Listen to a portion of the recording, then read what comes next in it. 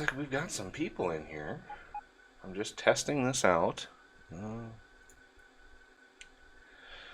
Planning on doing some episodes for this, and I thought I'd try to stream at the same time. So let's see here if this actually is working.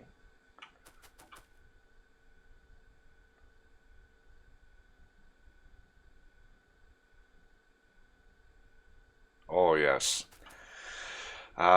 Welcome, Hunter. The new place is excellent. My internet is so much better than it was.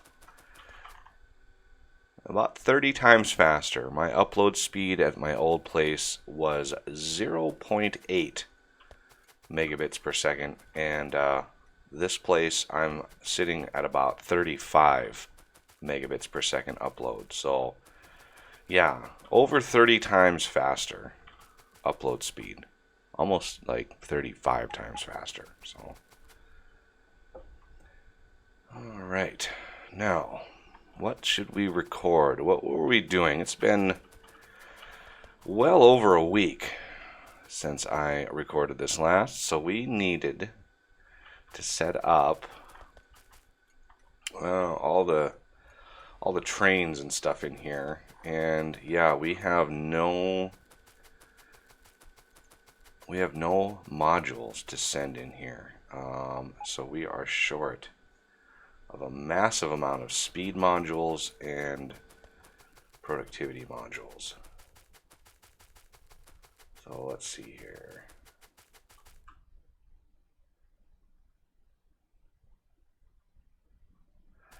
Yeah, the planes and the trains. Well, you know, yesterday I was doing some miscellaneous things, and we had a garbage truck come through the alley right outside my window. So if I'm recording at the right time of the week, you'll definitely hear garbage trucks with their backup beep. So you know, I'll go from one noise to another, and that's part and partial. Okay, so we've got a situation with coal, and we're doing pretty good on petroleum gas. So this episode, what am I gonna run this episode on? Do I have any more of these things?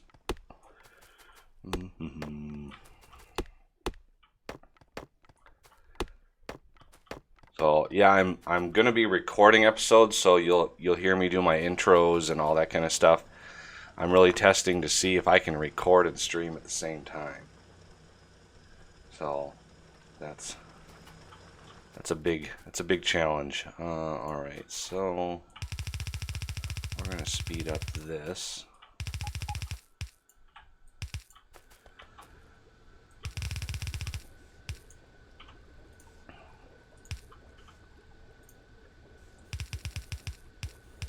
There we go. Should have all those dumped out. Yep. Automatically. And I do have some more mining drills, so I'm gonna have to beef up the coal that we're sending up. Could use an omega drill, but nah. It would be hard to place this without grabbing a lot of this stone. So we're gonna set it up right in here.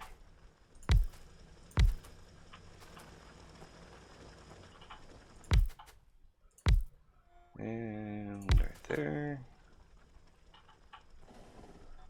And let's back it right up. Really make sure we're getting as much of this as we can. Oh, thank you, bots. Okay, we're going to have to snake this. So this one's going to have to come this way.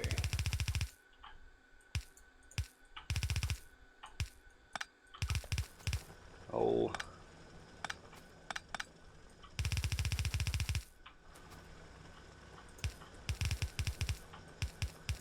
Okay, now for power, let's give these guys some power.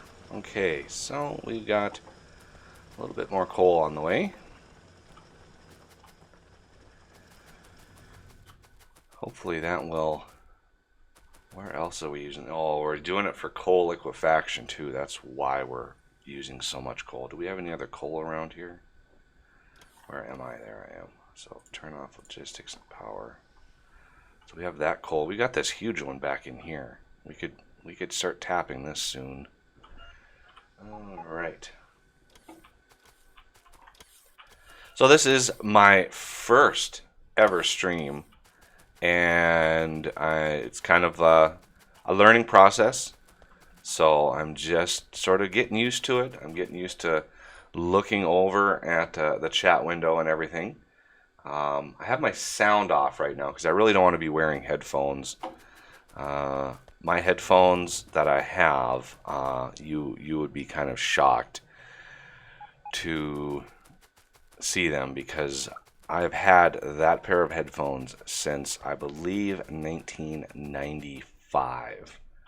Same set of headphones since 1995, and I can't really afford new headphones. So yeah, they're old, they're kind of falling apart, and they still sound really good, but wearing them is an issue. Are we actually making these modules?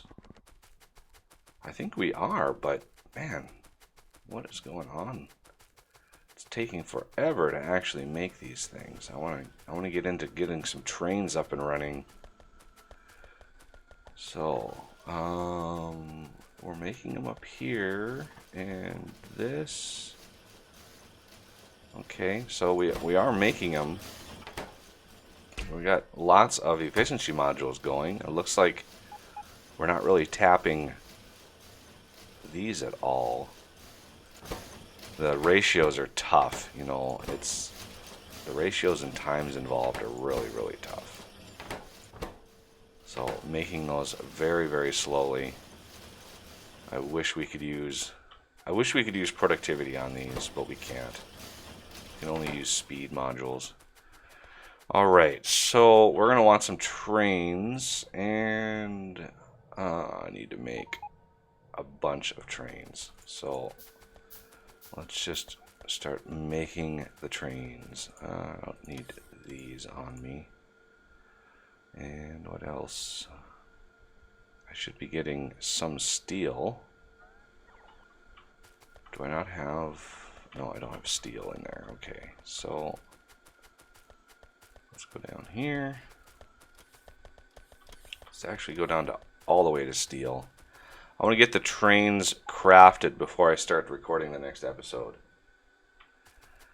Let's see. So, steel. Alright. Trains, I need engines. I thought I had those delivered to me automatically, but apparently not. Engines are over here. So I'm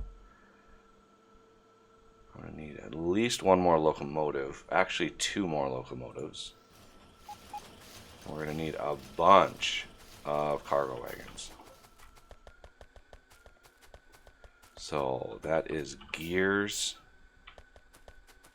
plates, and steel. Lots and lots and lots of steel.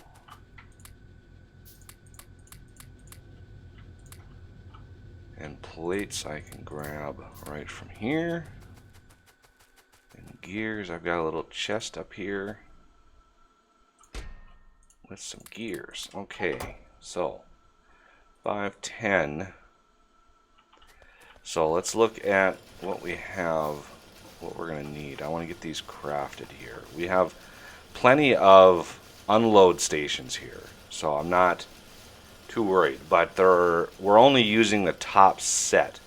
The bottom set we can use for a second stack of this setup. I'm not too concerned with that. Hey Viper, how's it going, man? I know you've been a watcher of the channel for a long time, and it's very much appreciated. So welcome to my first ever stream. Okay, I'm also going to need to go up and limit all of these. Alright. So we're going to need at least 4 cargo wagons for green circuits, plastic, and copper. And we have oil. We have 4 for plastic already. So that is, I've got 10. So that's 4, 8, 12. I'm going to make 2 more of these. So that's all the loaders, and the unloaders, well, I have 4 to load the final red circuits, so I need 4 more. Alright. So let's go. I'm gonna have to revamp my copper loading too, because this is atrocious over here. I'm actually unloading copper out of here instead of mining it. I want to mine it instead. So I'm gonna reset those, because this is the copper that I'm gonna need, and we're gonna need to eliminate this and really revamp it with the new system. We're gonna need a lot of copper for this setup. All right, well, I think I am ready to record an episode. Whoa!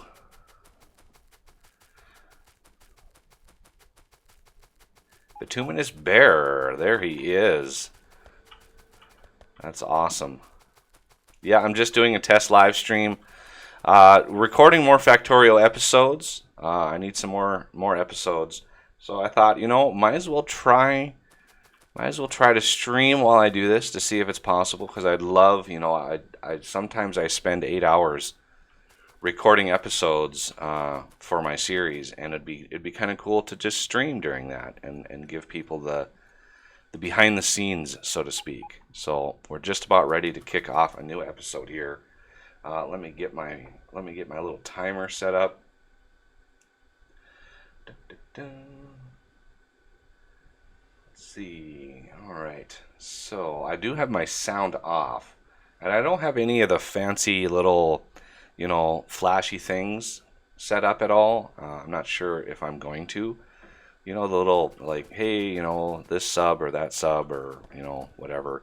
I don't have any of that stuff set up because, I'm kind of a noob when it comes to streaming. All right, so here we go. We're going to start a new episode here. And this is tomorrow's Factorio episode. So I got to get this,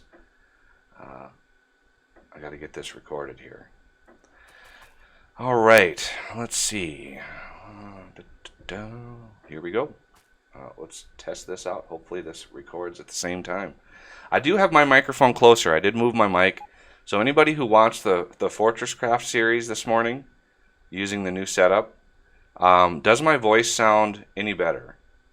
Because I moved my mic way closer. And of course with the stream, I'm not actually, there's no post-process. So in post-processing, I do leveling, and I do a little equalizer on the audio. So this one doesn't have any of that. So my voice might sound a little different, but it is closer. So I'm not having to talk as loud to try to get my mic set up to catch it. So let me know if there are any problems, and we'll try to catch it. I will know what it sounds like in post-process when I finally render the video out. So it's a process. I also need to get some of that foam to put on my walls right behind my monitor, so I don't get any reverb, because I'm facing a corner right now, and I want to avoid any reverb that's happening on my audio. So with that in mind, we are gonna run and hit. Oh, I just got a text, of course, just before. All right. Oh, it's from family. Family dinner tonight. All right, here we go.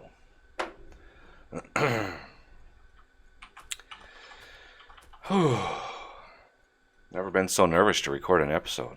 Alright, here we go. Hopefully OBS doesn't bark at me, and hopefully my computer doesn't just randomly lock up. That would kind of be a shame.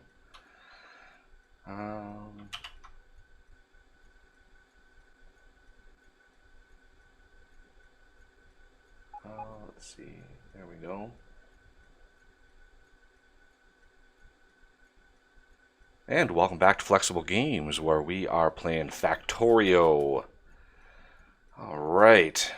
Working on our red circuit outpost system here. I've got some trains all ready to go, so we're going to slap some train engines in here. I like how they snap.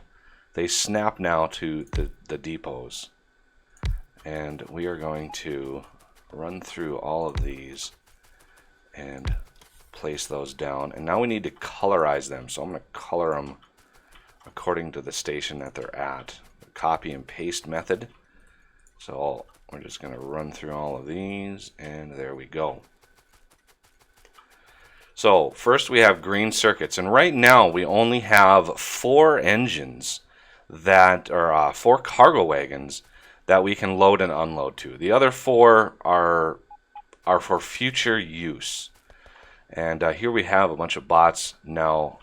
We got the fuel. We got the fuel coming in, so that's why we got some bots. But they're automatically being fueled, which is so nice. Okay, so cargo wagons. We're only going to go with 4 for now because that's kind of all our system can handle. That's 1, 2, 3, 4. Yes, 1, 2, 3, 4.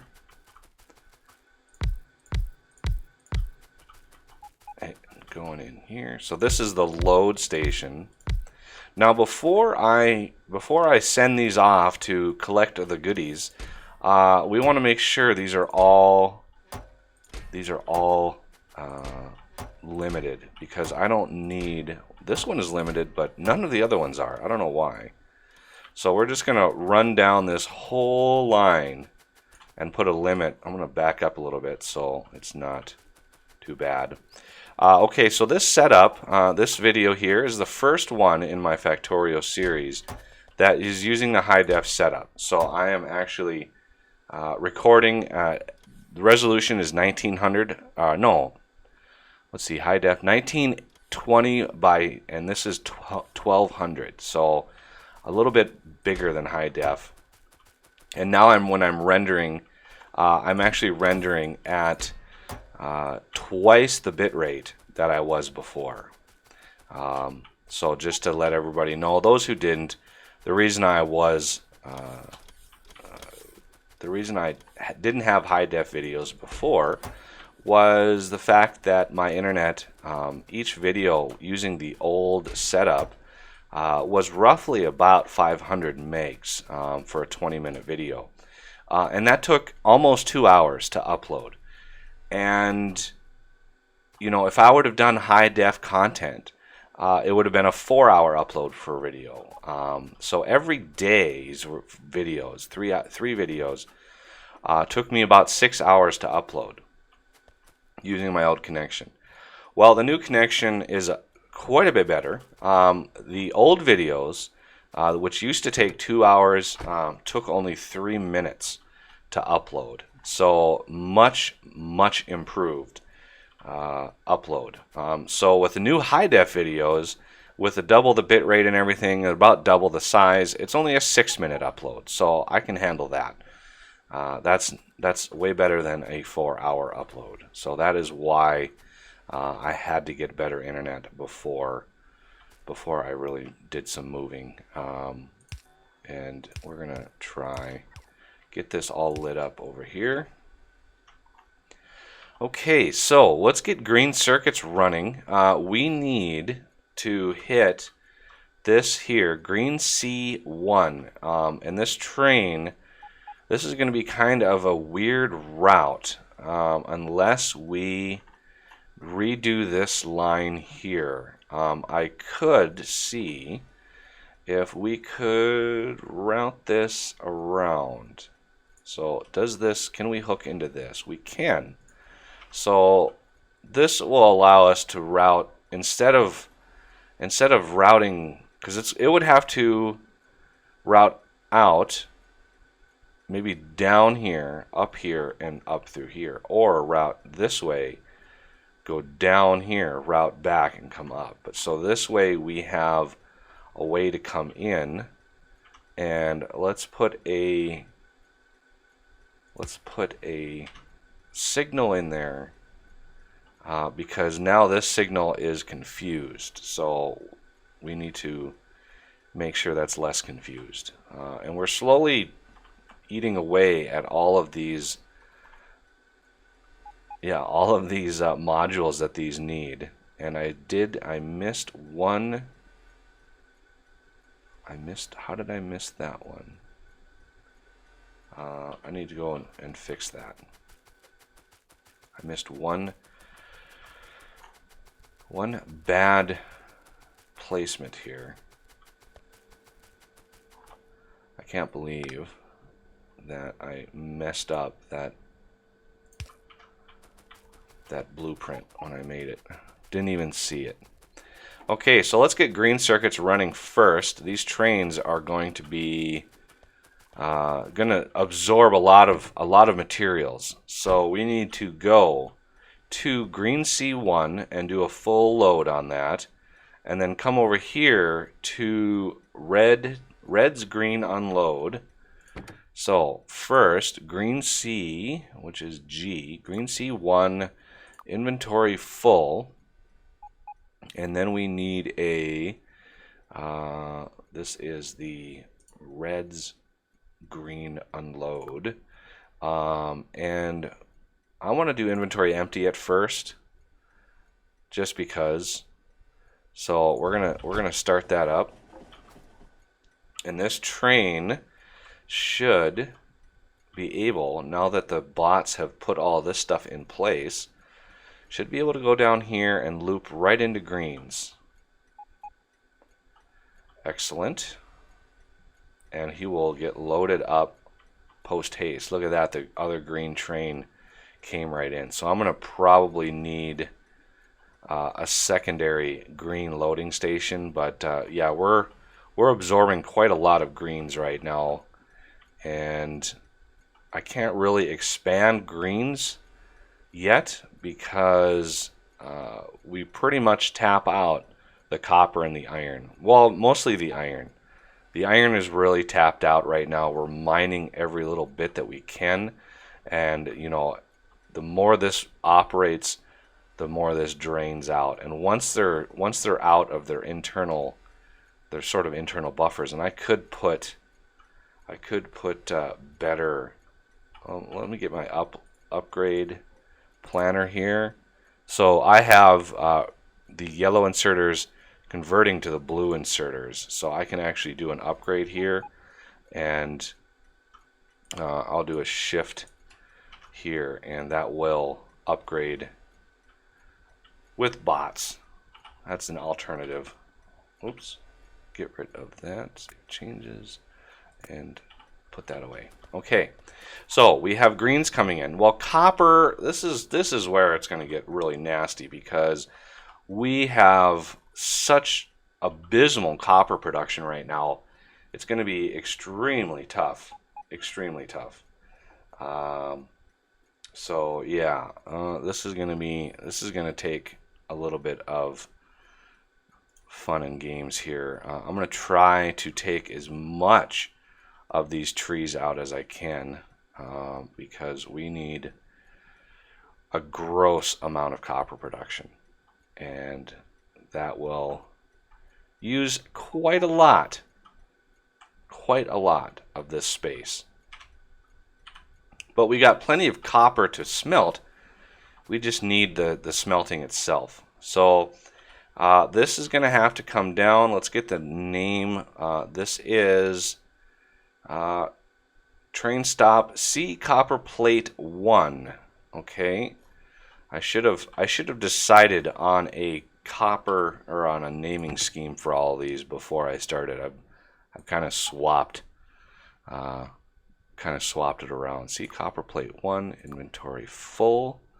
Okay, and this one is reds copper unload. So do this, reds copper unload, inventory empty. So let's make sure I'm not standing on the tracks, because that, that happens.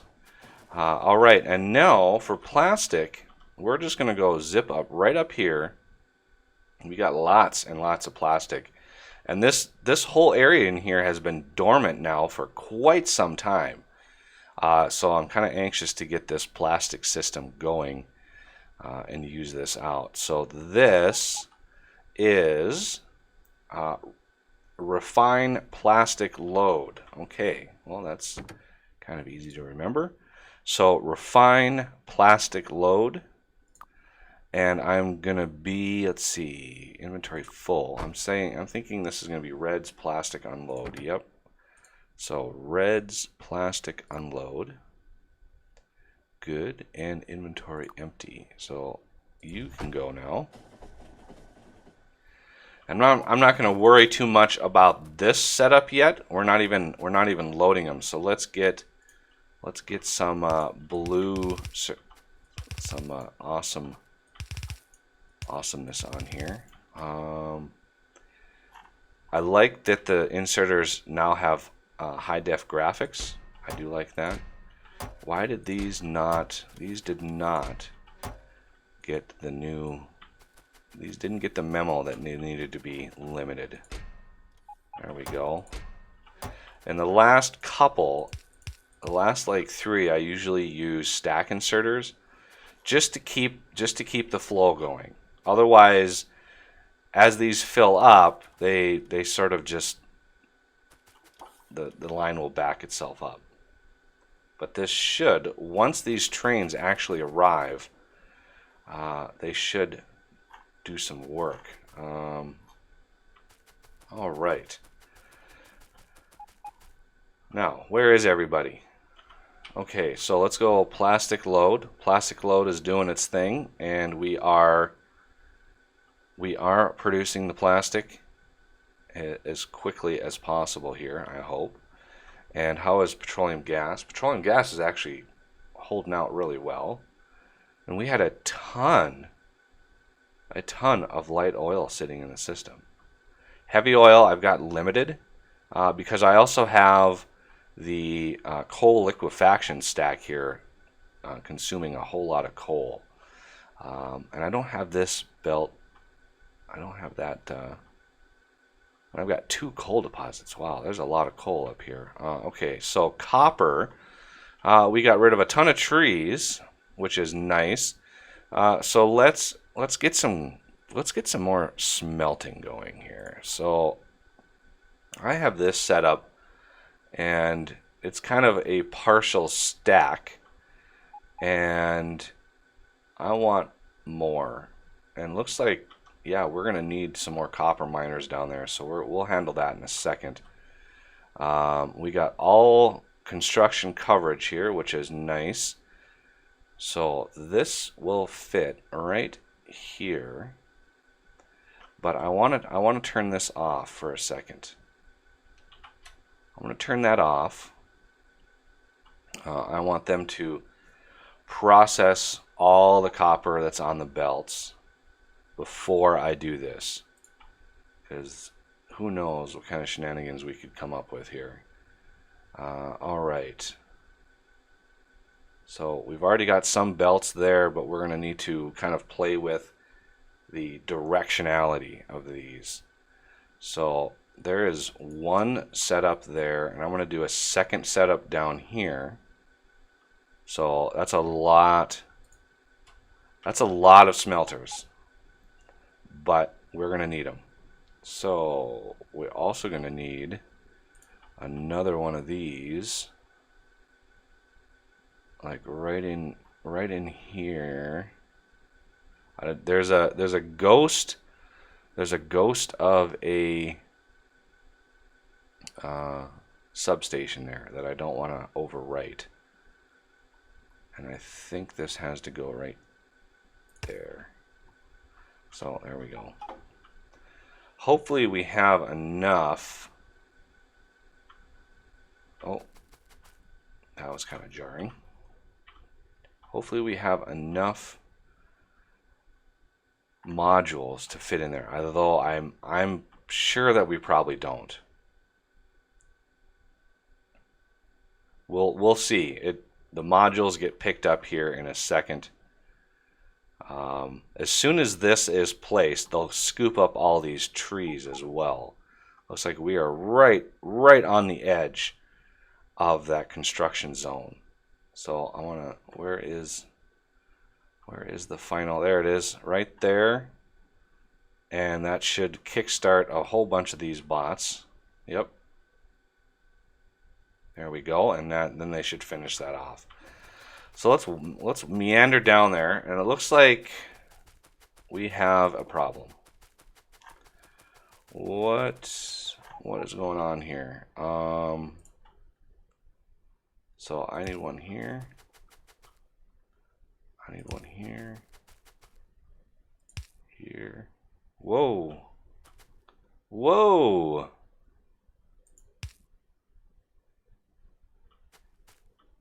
Wow, my frame rate just died.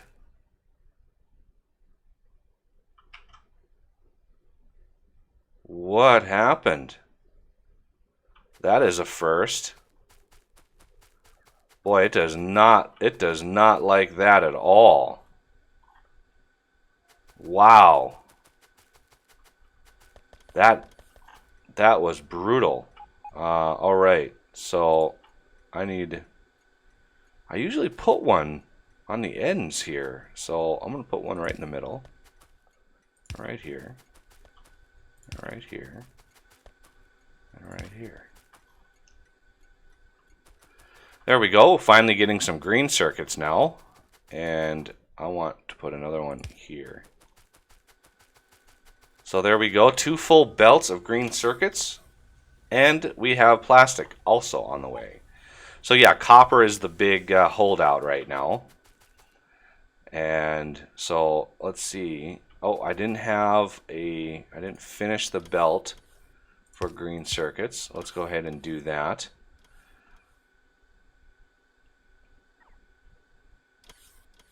So not quite maxed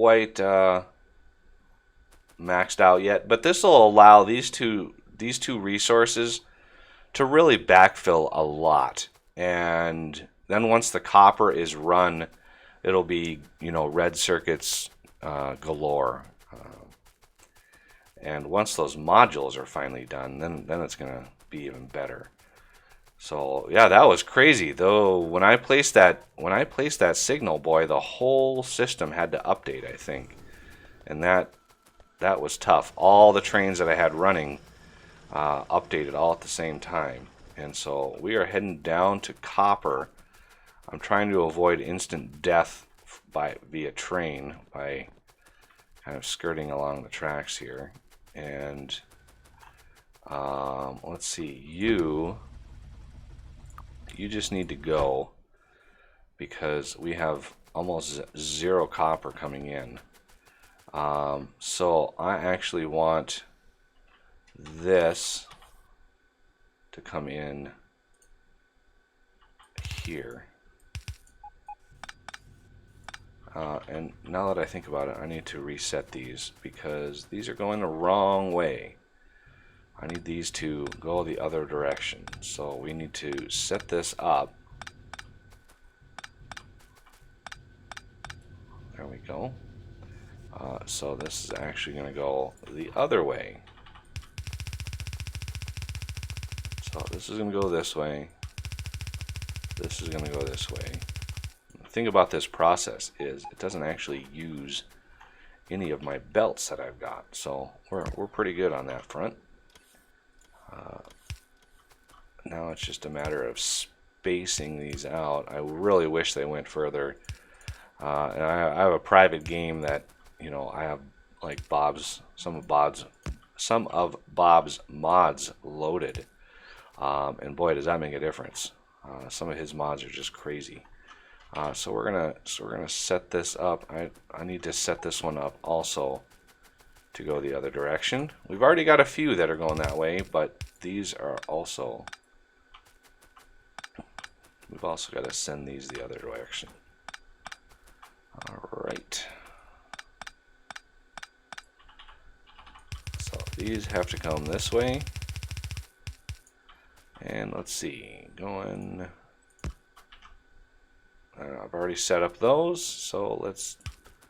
Oh, we have 2. That must have been from the blueprint.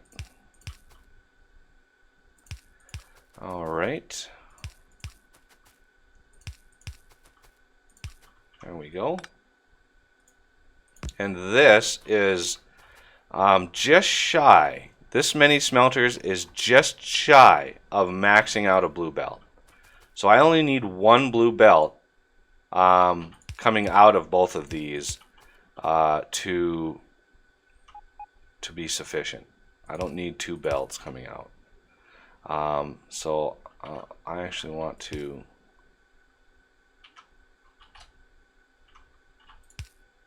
send that away. And then this has got to come in here. There we go. And then we gotta just figure out what we're gonna do about this here. So all of that can go. I just need to get this going again, and let's get all of that ore started and running, and then we can figure out how we're going to handle, because we've got this blue belt here, and I think one half of a blue belt, or 1 full blue belt, is enough to keep all of these going. Because it would make sense, right? I mean, this is just shy of filling a blue belt for output. So it makes sense that it would use roughly 1 blue belt of input for all of this. All right, so now that we have some copper coming in, we need to get the output set up, and we have this ore coming out, so that's pretty good. All right, so yeah, this is good. This is a good amount of ore. This is not a good amount of ore, so that's a problem. But that's a problem that can be fixed soon enough. I actually want to rearrange this. Okay, we got a bunch of stuff on me. I want to rearrange this a little bit. I want to bring in a blue belt to go underneath this. And we're going to actually have this going like that. So this is going to come in and load up this side. I actually want to put that right here instead. And it can go down here, I don't care. Because we're going to have this other one coming in underneath it, and that will be glorious. So just like that, and then this one will go. Unfortunately, this is kind of getting in the way, so I'm gonna offset these by 1. There we go. And oh yeah, I gotta finish this off.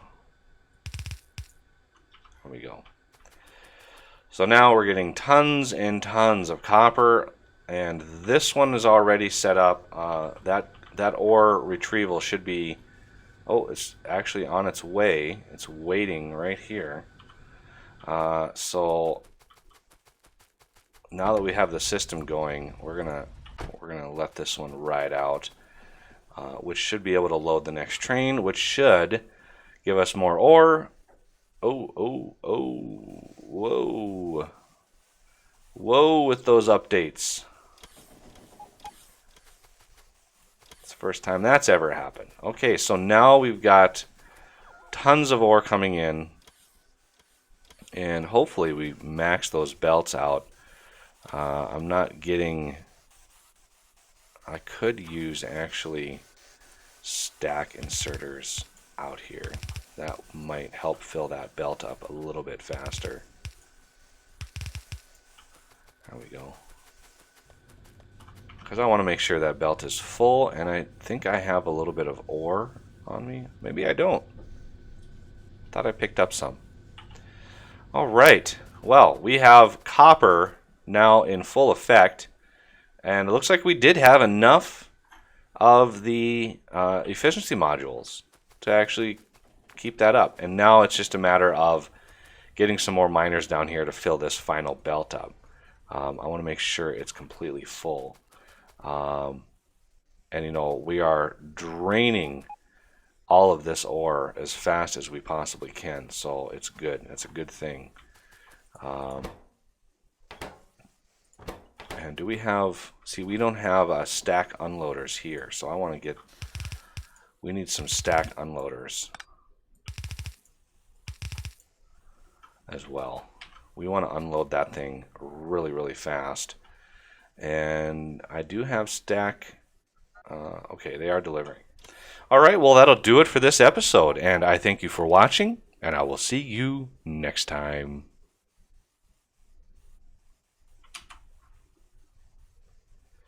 All right, one episode down. We are good. Oh yeah, these don't have. I guess yeah, these were good call, Viper. Yeah, these were the ones that were here already. So if I go up to my modules up here, how many do I have? 125. I'm gonna grab all of them and see if I can just slap a bunch in here. So yeah, I'm just gonna control click, put all those in there. Good catch. Good catch.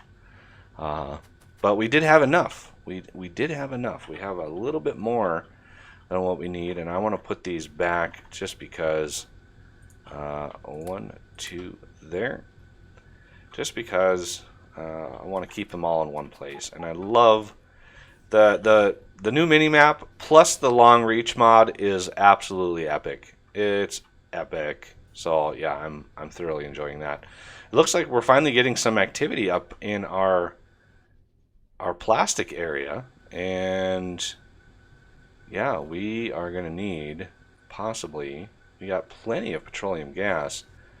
I think we're going to need some more, plastic production, because we are not filling this up. And let's check red circuits, and looks like we are producing red circuits. Awesome.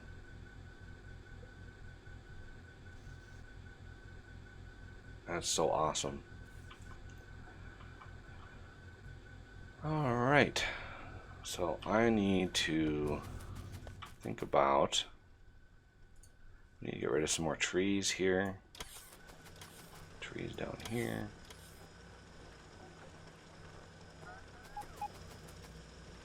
A bunch of trees down here. I want to get rid of these copper patches as soon as I can here.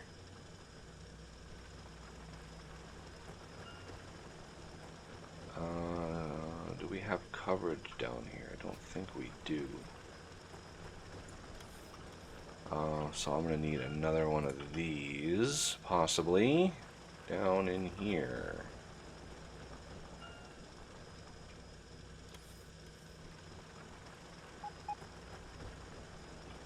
Right there. Alright, and let's slap in one of these.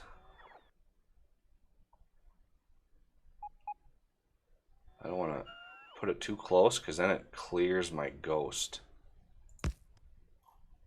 So it's kind of a balancing act there. So once that is placed, I'm hoping to get more coverage down here. Okay, I'm going to set this one to also time passed, and we're going to set it, 60 seconds. And I'll just keep it flowing. Otherwise, it's going to sit and try to unload here, and in the end, these ones here are now offline because it unloaded them already. So that's not cool.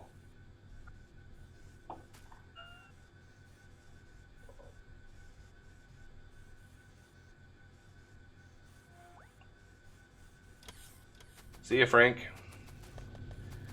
All right. Grab this tree.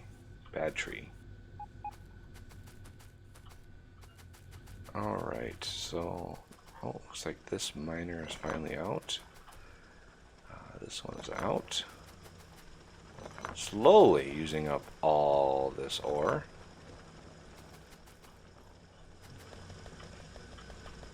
Ton of ore. Absolute ton of ore in here.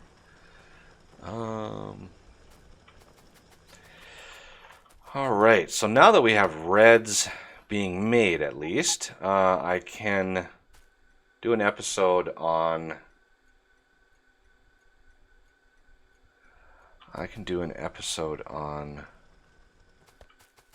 getting those red circuits over to our main base. See, this is the process that I go through when I record. That's normally, normally hidden to everybody. Is I try to get, one topic for the episode and make sure that I get it done in one episode. Otherwise it's just a lot of wandering and rambling, and I try not to wander and I ramble.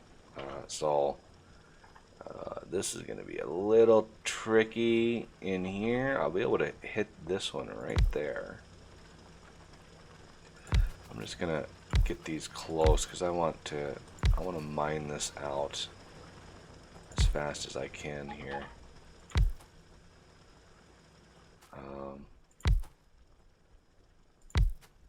I need a little space for some belts. As long as there's no iron in that list, I'm good. Looks like we've got a little bit extra out here.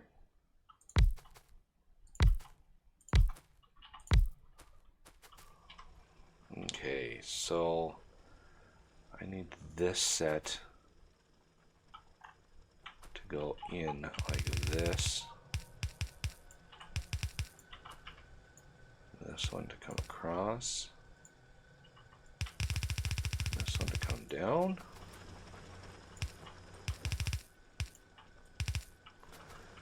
And we just power them all up.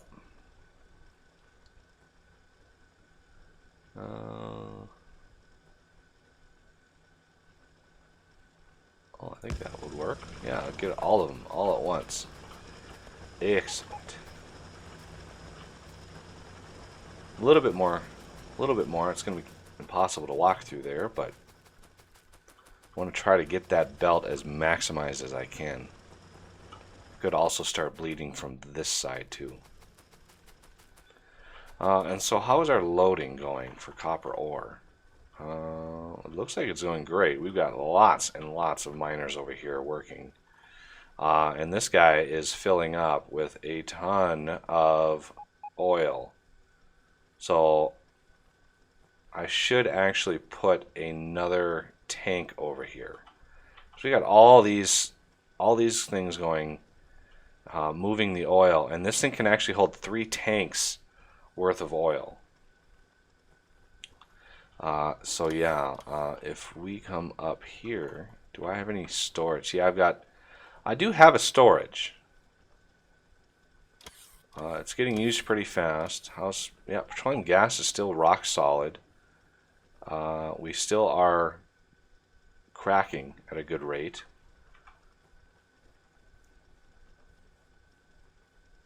Everything is working pretty good here. Still a ton of modules still missing, but that's okay. And yeah, 8,000. These things hold 8,000 red circuits. That's an impressive amount of red circuits. And it's already full. So yeah, I could limit the actual rails themselves. And we are still, copper is hurting. So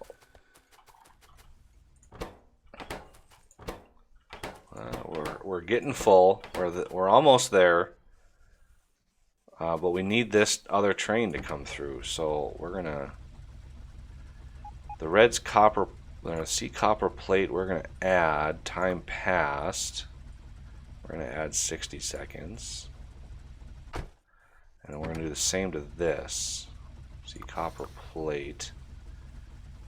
Okay, we've already got one on here, so that's good. That'll prevent them from just backing up and backing up. So a little change there won't hurt anything.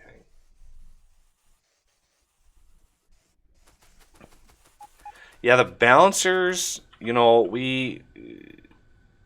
as far as balancers go, um, in a situation like this, we don't really need a balancer because the ore is probably not making it to the bottom, and even if it is, it will just it's. I'm not too concerned with having both sides full all at the same time because these aren't actually making them fast enough to use every drop.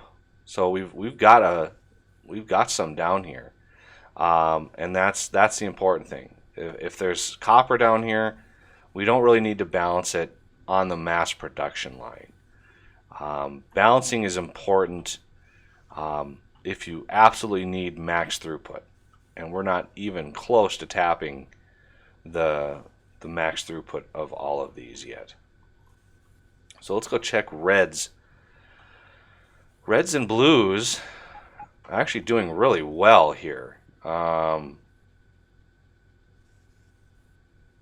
So why is that? Why do we have so much to spare? Well, I could increase the module production, just because we're now producing so many circuits, green circuits. I'm sure green circuits is doing really well. Unfortunately, we have quite a lot of throughput on here. I'm going to need a lot more green circuits. So you can see iron. Iron is hurting. It's not because of the ore, but if I added smelters to this, the ore would just disappear, and you would get even the smelters that I add would no longer be getting ore. So it would be kind of a futile effort. So I'm really gonna need an iron smelting area, which I have. I have iron smelting. So yeah, we got plenty of iron coming in. I even have a whole nother setup here for even more iron that I'm not even using. So as far as iron goes, we have this setup down here for loading iron, which we are keeping pretty well tapped. I even have productivity modules in these beasts to give us just a little bit more, because once this iron is gone, that's 2.8 million iron. We do have this one, we have this huge one here, we got this one, so we got lots of iron to choose from. It's just kind of logistically gonna move it. Gotta move it over here. So yeah, we're making progress. We've also got all of this iron that I haven't tapped at all. That's kind of why I'm not unloading in here. I wanted to get rid of this. We got all this copper right here. I really wish there was a way to get this copper going, get this copper out of here. Alright, so let's check our red circuit station. So yeah, we got copper going. We got red circuits being made. We might be able to even get away with adding another stack. So what I could do is I could add another stack going up and then loop these around so it's all on one continuous line, because we don't really have the logistics to unload 4 more trains, 4 more cargo wagons. None of my stations are set up for that. But first and foremost, we need a red circuit unload station, and I'm already pretty tapped out over here for my copper. And iron, yeah, iron and copper are using the same Same unload station. Green Circuits is using it. Where is an alternative? I could add another setup over here for stations. That's kind of why I cleared all these trees. And there's this huge coal deposit right here. It's kind of 6.6 million coal. That's nuts. That's a lot of coal sitting right there. How's my uranium doing? Oh yeah, lots of uranium left. And I got tons of it. 4.8 thousand there, and almost 4.8 thousand there. So I got a ton of uranium. The good stuff. So I'm not hurting for that at all. I'm going to be able to start making atomic bombs anytime. I do need to research those, and those are a brutal research. Let's see, map T. Yeah, atomic bombs, 5,000. 5,000 of these. That is ouch. That's what that is. That's an ouch. And then worker robot speed would be nice. Crafting speed would be nice as well. That would kind of help. I added that mod so it can kind of help with doing recording and stuff. I don't have to sit around and wait. You know, minimize wait times. Worker cargo size, I think, is probably something that we want to research next. So is our copper actually making it down?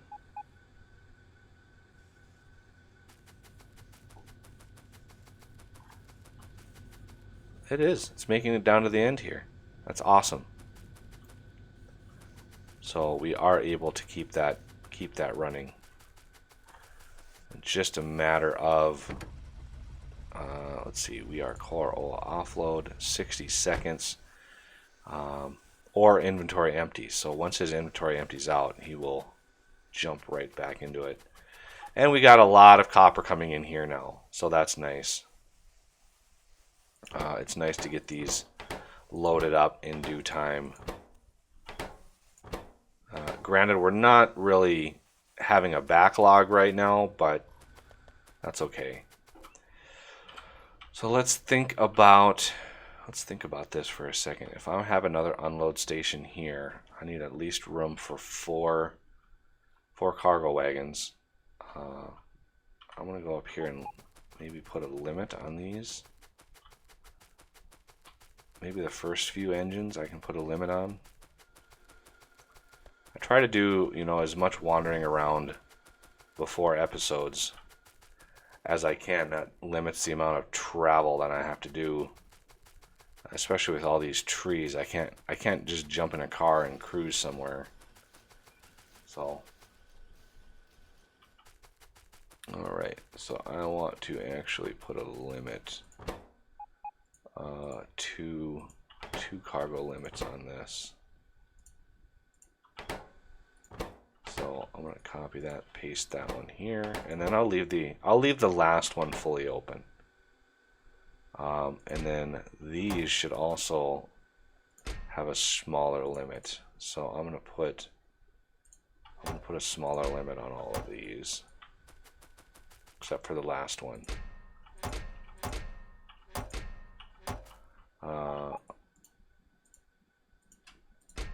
Okay, so these will make sure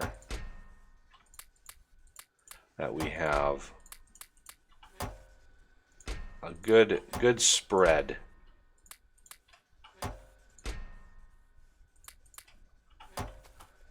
So I'm going to dump all those in there. Alright, so this doesn't even have, so I'm going to add red's red load inventory full. We're going to automatic that. And it won't really move, it'll just sit there, but should be good to go. Yeah, I expected a few more reds, but the reason why we don't have a whole lot of reds coming out yet is modules. We don't really have the modules in all of these yet. We're actually, wow, that's like a thing. You can actually put your mouse over that. Interesting. So yeah, we don't have really many modules yet, and that makes a huge difference with how fast this stack does. I just don't have the modules for it. I mean, we need 100 more productivity modules and almost 200 more speed modules. That's brutal. Alright, so red circuit. I think I'm ready for another one. I have a yellow stream health and I don't know why. I don't know what this is going on here. Okay, the current resolution is 1900 by 1200. Check resolution.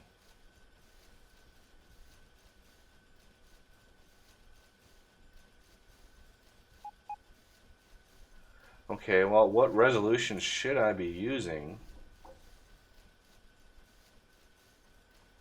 Yeah. What resolution should I be outputting to? Because I'm outputting 3000 kilobits per second. So 3 meg per second is what I'm pushing. If anybody has any buffering errors or anything, let me know. I could downscale the resolution. So I'm actually outputting at 1920 by 1200.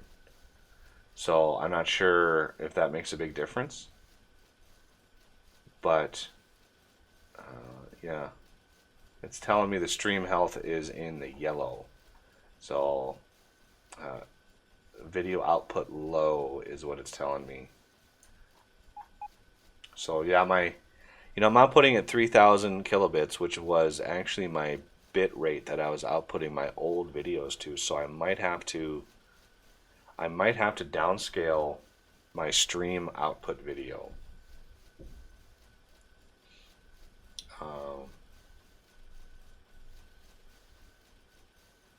Yeah, it's weird. None of the monitors I own are actually exactly like 1080p, like 1920 by 1080. The HD monitor I have is 1920 by 1200, so it's weird. It's a weird thing. Let's see.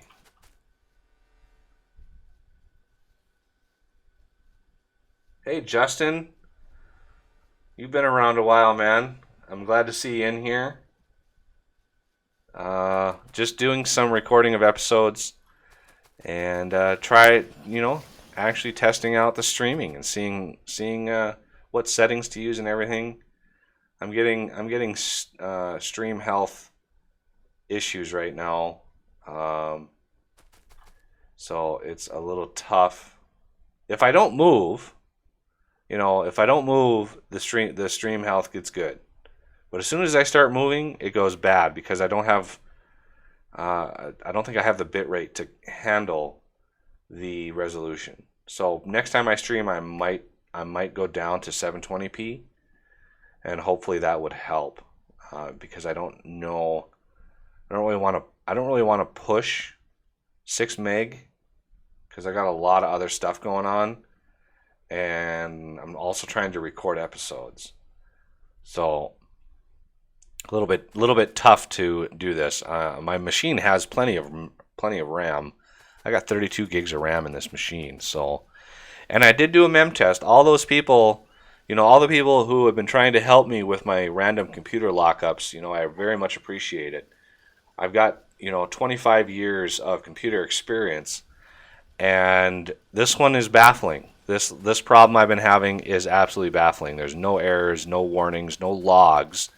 Nothing in the log files, nothing so obvious that it's like, oh, that's what's causing it. It just stops.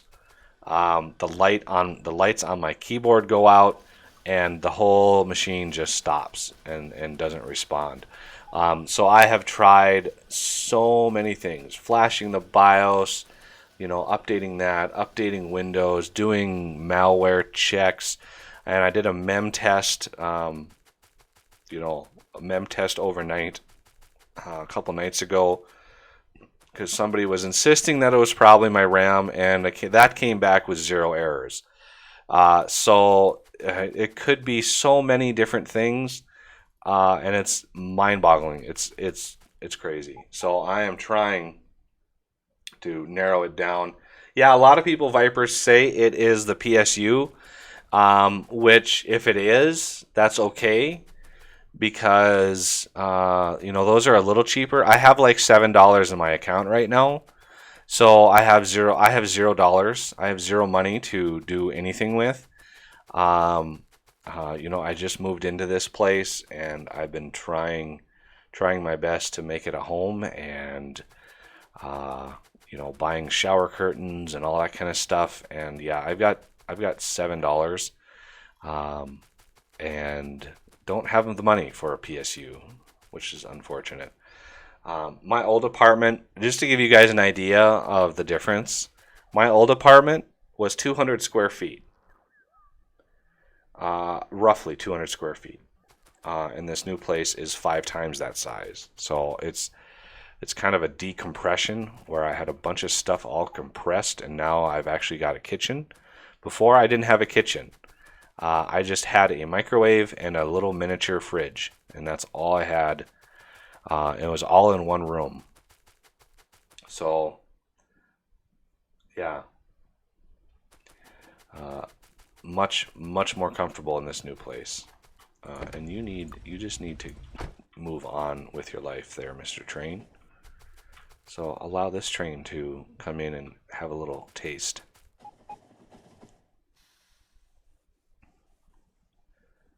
Yeah, this is train loading and unloading is difficult. Okay, so I think we're ready for another episode. I can't stream. I could stream and record for another few hours if everybody's just settled in and get some popcorn or something. I do have a dinner plans with family tonight, so a little later I'm going to have to get ready for that. But I need to get some of these episodes recorded because I don't have any Factorio episodes for tomorrow. And plus I need to do some 7 Days to Die. I want to get into that. I know Transport Fever is popular. I know a lot of people watch those. I just kind of ran out of things to do in that series. And the 7 Days to Die now has been out for a couple weeks, so they've kind of patched up some of their major problems. And I really enjoy that game, so I kind of want to get back into that. Yeah, 200 square feet. Yep. The room was roughly 10 by 20. So I had a bed in there, a little desk where I had my computer and recording set up. I had a TV in there, a little dresser, a closet, and a bathroom. And my TV was sitting on top of the microwave. So it was very compact, 200 square feet. That's excluding the bathroom. So, yeah, very, very, very, very tiny. And my new place is essentially a condo. So it's about 1,000 square feet. So 5 times the space that I had before, which has been very, very nice.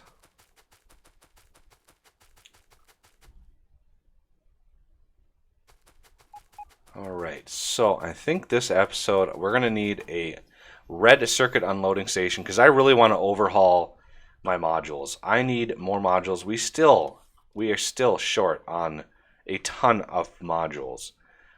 So yeah, I'm going to need to basically extend the bus just a little bit. I want to get rid of all these trees, as many as I can. Let's look at logistics range. So I don't really have a whole lot of wiggle room when it comes to logistics, but I want to get rid of all of those. I want to get rid of all of those. I know trees are our friend, but as far as pollution goes, but I'm not too concerned. Ooh, The army of bots. Wow, that worker robot cargo size is taking its sweet, sweet time, isn't it? I'm used to my other series. You should see, you should see my test series with Bob's mods. I loaded a test game with Bob's mods, just a test map where the resources were easy to get to and abundant. And wow, because I wanted to test some stuff out, and I kind of overdid it. I got like literally almost 1,000,000 of the space science packs. I've launched like, let's see, 1,000, almost 1,000 rockets. I have 5 silos, just maxed out. So yeah, I've launched almost 1,000 rockets in that world. Pretty crazy. It's a fun map though. I like games like that. They're kind of fun. Yeah. Yeah, beacons with God modules. Fun times. I have my research labs because it was a test world. I wanted to test some builds and stuff out, so I needed to research fast. So my labs all have God modules in them, surrounded by beacons with God modules in them, and so my labs get like 12,000% productivity. I researched. I'll give you an idea. This research, 5,000. I researched this in less than half a second. It was fun. It was a fun little private game. I know most people would absolutely hate a series that did that. I'm well aware that it would not be very popular of a series to do, but I just love playing with games like that really go crazy. But yeah, pretty crazy. I could actually load up that map and show you guys. I don't want to get one more. I want to get one more episode recorded before I do that. Then I'll load that map up. But I've got to. I would have to re-enable those mods. See, I've got those mods toggled off right now, so they don't load in this world. And the only way to get those toggled on is to restart Factorio. So right now they're toggled off. And then I would have to toggle them back off, restart Factorio, and then load this game again to record more episodes. So it's a little bit more involved. Okay, so a new setup here. I want to, we're going to go 1, 2, 3, 4, 5. I want to go at least 1, 2, 3, 4, 5 here. Whoa. 1, 2, 3, 4, 5, 6, 7, 8, 9 here. Okay, this is going to be a little tricky. I might need to get a few more trees out of the way. So I'm going to go back here and get some more of these trees out.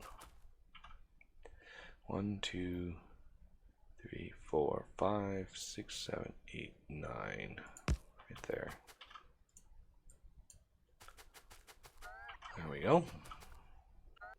The army of bots is upon us.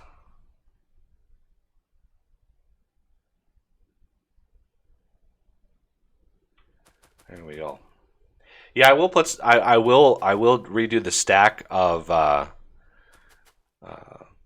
research once I'm set up with more modules. I need more module production before I really go crazy with that. Because right now I'm already short of 191 speed 3 modules, and in order to get those, I'm going to need to really push module production quite hard. In order to do that, I'm going to need a massive amount of red circuits. And then I'm going to need a massive amount of blue circuits. So after we get red circuits, we got red circuits going right now. and that's good. That's awesome. But we're also going to need blue circuits. So the blue circuit setup, that's going to require sulfuric acid and a whole bunch of other stuff. And so I'm thinking we're going to want a separate little segment for that. And I was hoping to clear out of some of this miscellaneous ore. I'd like to get some of this ore out of here so I can extend our track and use some of this other space. But who knows if I'm going to be able to do that in due time. This Factorio series is already crazy. We're like way into the 50s for the episode numbers. I think almost in the 60s. So it's crazy how many episodes you can get out of this game. Let's see. So I'm gonna get one more. I think I'm gonna get one more episode recorded, and then I can show you if you guys want to see that other game, that kind of fun mess around game. I can show you that where I just went crazy. And as a forewarning, again, it's kind of a test map, so all the resources are ridiculously placed. It was a custom map. So anyway, I think it's time to get another episode recorded here because I need to get these red circuits routed somehow right up in here, and that's not going to be an easy task. It's going to be fun times, and we have a bunch of steel on us. Boy, I did not use as much steel as I thought I was going to. Let's find where some steel is used, and then I can drop it in. Okay, so all of these use steel. There. No longer have steel. Okay, so I do want a little bit on me, so I'm just gonna grab one stack. Now I should be ready. How many? I have some rail on me, and now I can get this going. Okay, so I think we are ready for another episode. Okay, so here we go. Getting ready. Here we are.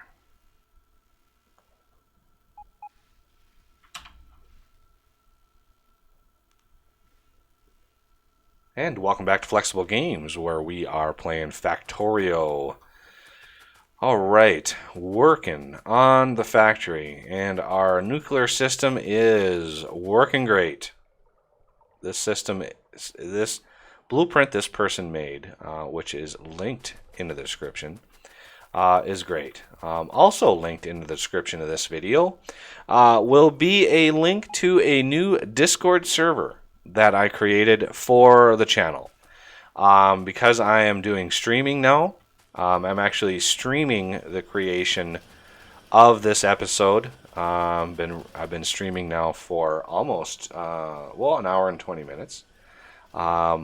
Just the process of this, and so I thought I'd create a Discord server for the channel for future endeavors. So if I have a multiplayer server, if I want to do a multiplayer Factorio series with fans or Patreons, I want to be able to have a place where we can have a voice chat and stuff like that. So there is a Discord server available, and I'm pretty much a constant presence in there. I'll always be in there. I won't always respond because I've got to sleep sometime. But yeah, there is a new Discord server. I've just got it set up. There's actually a couple people in there now, so it's pretty cool. So regarding Factorio here, we have a little bit of work to do. We need a place to unload these red circuits because this train is just sitting here right now alone and needing a little bit of attention. So the first thing I want to do is get a little bit of work done. I've already got these spaced out here, but we need a way to route these lines in here, and hopefully this line will route, we'll be able to circle around and come in and return on this line. Although just looking at this, this has a blue station here, and that's not, we're going to want to get rid of that. We don't want that blue station there. So this was named Blue Sea Home. I'm going to get rid of that station just because this needs to be a throughway. I need to be able to get trains through there with minimal interruption. So let's go back here and see if we can loop this around. So it looks like we are 2 off here. It looks like we are slightly off. So I need to then rearrange these. I need to put these 2 further out, and then I don't need just to use some bots to get rid of the inside ones here. And that should get this stuff run pretty well. So I can go up probably maybe 3 more, 4, 2 more, 1 more. Yeah, 1 more. Okay. So I'm going to put that in there. And of course we are running. Oh. We're running a little. Why do you hate me, game? You should. Oh, there we go. I should be able to run this up 1 more. It was the trees. I needed to hold shift in order to get that run correctly. And of course we don't have the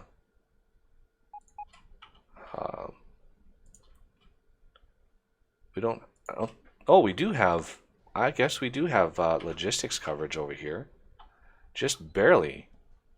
So I'm going to put another one down here just so we get maximum coverage. I'm not sure where our stations are going to go, but I want another one there and another one here. I can just run the power myself. So yeah, this is kind of a mess, but it should work out. I'm going to need a couple of the rail signals, and you know, I just upgraded worker cargo size. So I'm gonna research some crafting speed just so we don't have to sit and wait so long. It'll just save stream time or our episode time. So I want one here and here. I want one here, here, and here. Nice long stations run in. So because I got rid of that blue station here, I'm probably going to want that somewhere in here. But we got lots and lots of space. I'm making them longer because of the fact that we're starting to use trains that are longer. We're starting to use trains that are 8 cars long instead of the 4. So I do want to redo, you know, once we start ramping up production, and I anticipate quite a lot of ramping. You know, once we start doing that, it's going to get pretty crazy pretty fast. So I actually want, right after this signal here, I'm going to want to run these up. Let's see, I just want to run it up like that and then in there.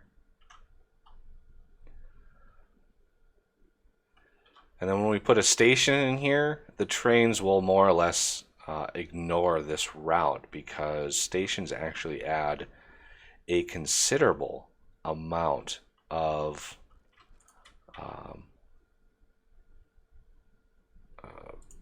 I think they use A star for their pathfinding. So the weight of a station is extreme in how A star works. A star is kind of the gold standard of pathfinding algorithms, and it goes by a heuristic weight. So it looks at paths, weighting, like every tile would equal 1. So it's finding the shortest path, and so every time it traverses one of these, it adds 1. Well, when it hits a station, I think it adds like 5,000. So it'll be like 1, 2, 3, 4, 5, 9, 10, 11, 5,011, 5,012. And so the Pathfinder absolutely hates going to stations. But if it's going to a station, I don't think it counts it. So to a station, it hits the station and says, oh, I reached my destination. And it doesn't add that 5,000. All right, so a little bit more of the trees need to go. I'm sorry. Oh, cancel. I needed to set this as trees and rocks. That was a derp. I'm sorry. Sorry, everybody. Sorry. You can go back to what you were doing. Okay, you need to not clear, please. Please don't clear. No. Yeah, I saw you guys. I saw you run over here. You were gonna take those rails from me. All right, so you are gonna go here, and I went one too many. There we go. Okay, we don't have logistics range. If you see, oh, we do I think we just barely have logistics range right there. But I do want another one of these. I want to make sure these are covered. So I want to plop one right there. And we're going to join these up. There we go. Now we need signals, and I just happen to have some signals on me. And first, I think we're going to do a chain signal here. And I did a shift place because reasons. So I want another one here, here, and here. And the chain signal will see these signals and respond accordingly. I've already got signals up here ready to go. And we need another one here because there's a train here and this is a block.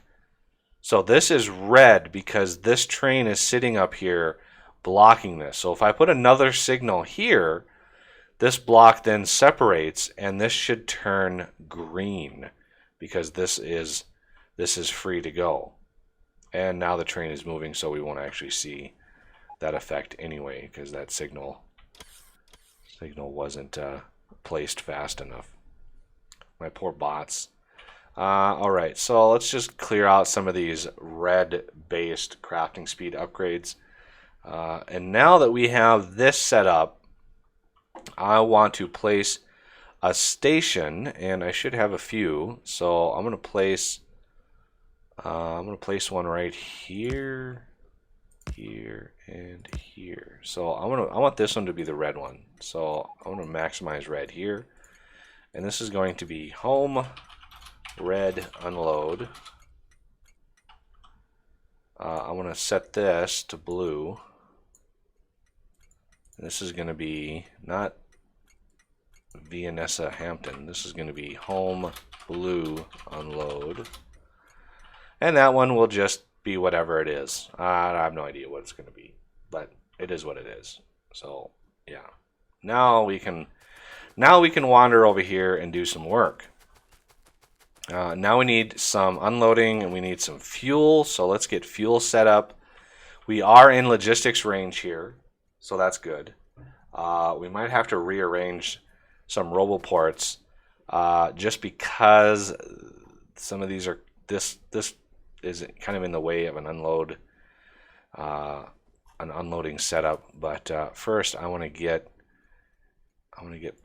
some of these going here and one out here, and then let's do a request for solid fuel, and I want 20 of those, so paste and paste, and then offload on either side. Okay, so that takes care of fuel. Now we need to take care of, let's see, I want to bend power down here. I want to see what gets in its way here. First, let's do the unload station. This is my unload blueprint here. So just match this up where you have a separation. So it matches right up with the station and the place that the cargo wagons would actually end up. And my poor bots just emptied my inventory of pretty much everything that I had. And I don't need iron chests really in my inventory. I don't need fish either. I don't know why I have random fish in my inventory. But yeah, I don't need those. There come my bots. Yay! So this will allow us to unload 8 cars. I don't think we're going to be unloading 8 cars of red circuits. But hey, you know, to each their own. For this setup, I want both of these to actually merge into one belt. We could pull 2 belts out of this. We could actually pull 4 belts out of this.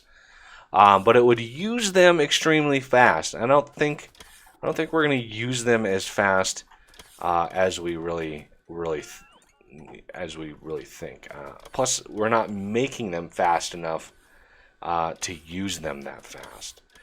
We also need to put a limit on all of these. So I'm going to put a limit of 5 stacks on all of these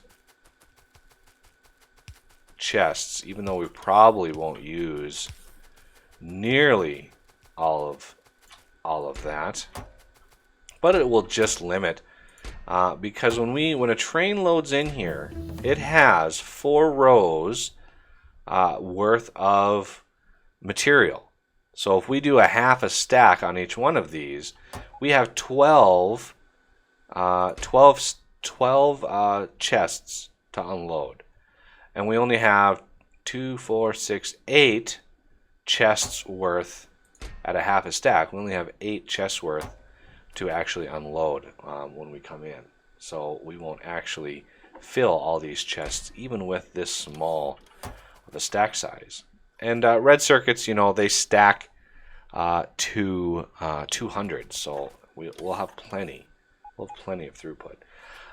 With this setup, I could actually change this to go like that, but it would eliminate a little bit of. Let's put this back. I'm going to put this back 1. Oop, go the right direction there, please.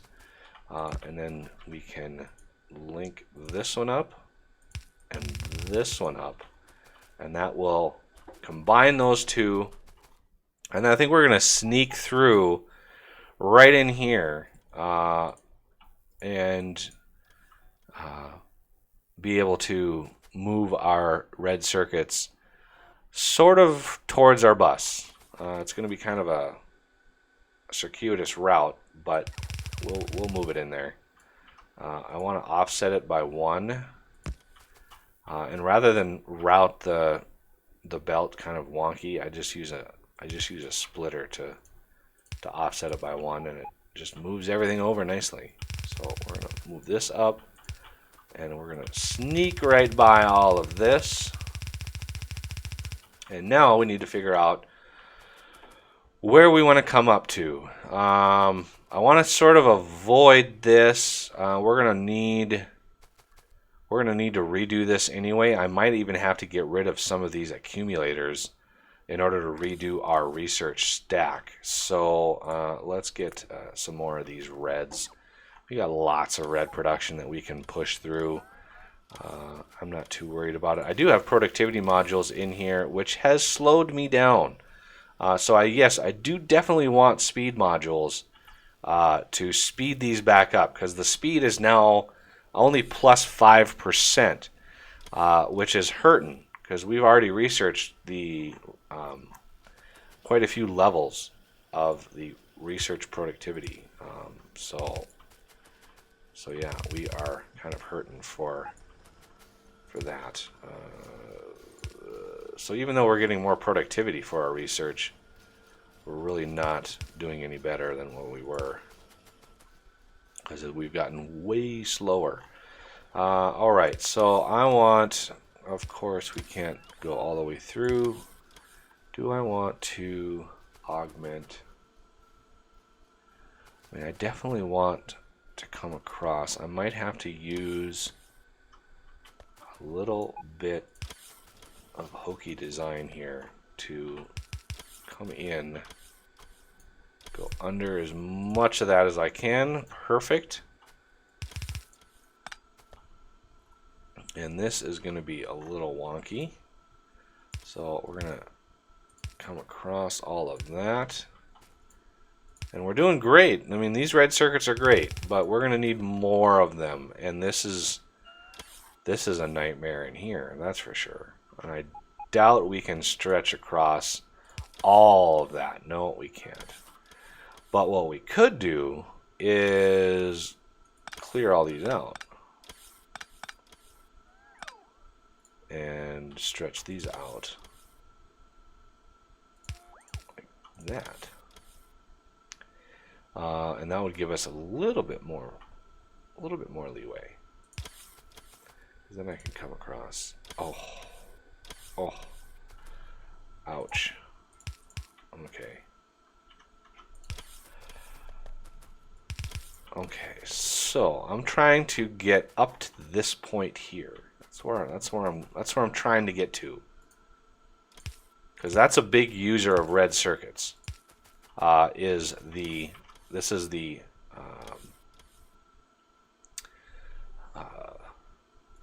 what do you call these? Electric furnaces. Words today are tough.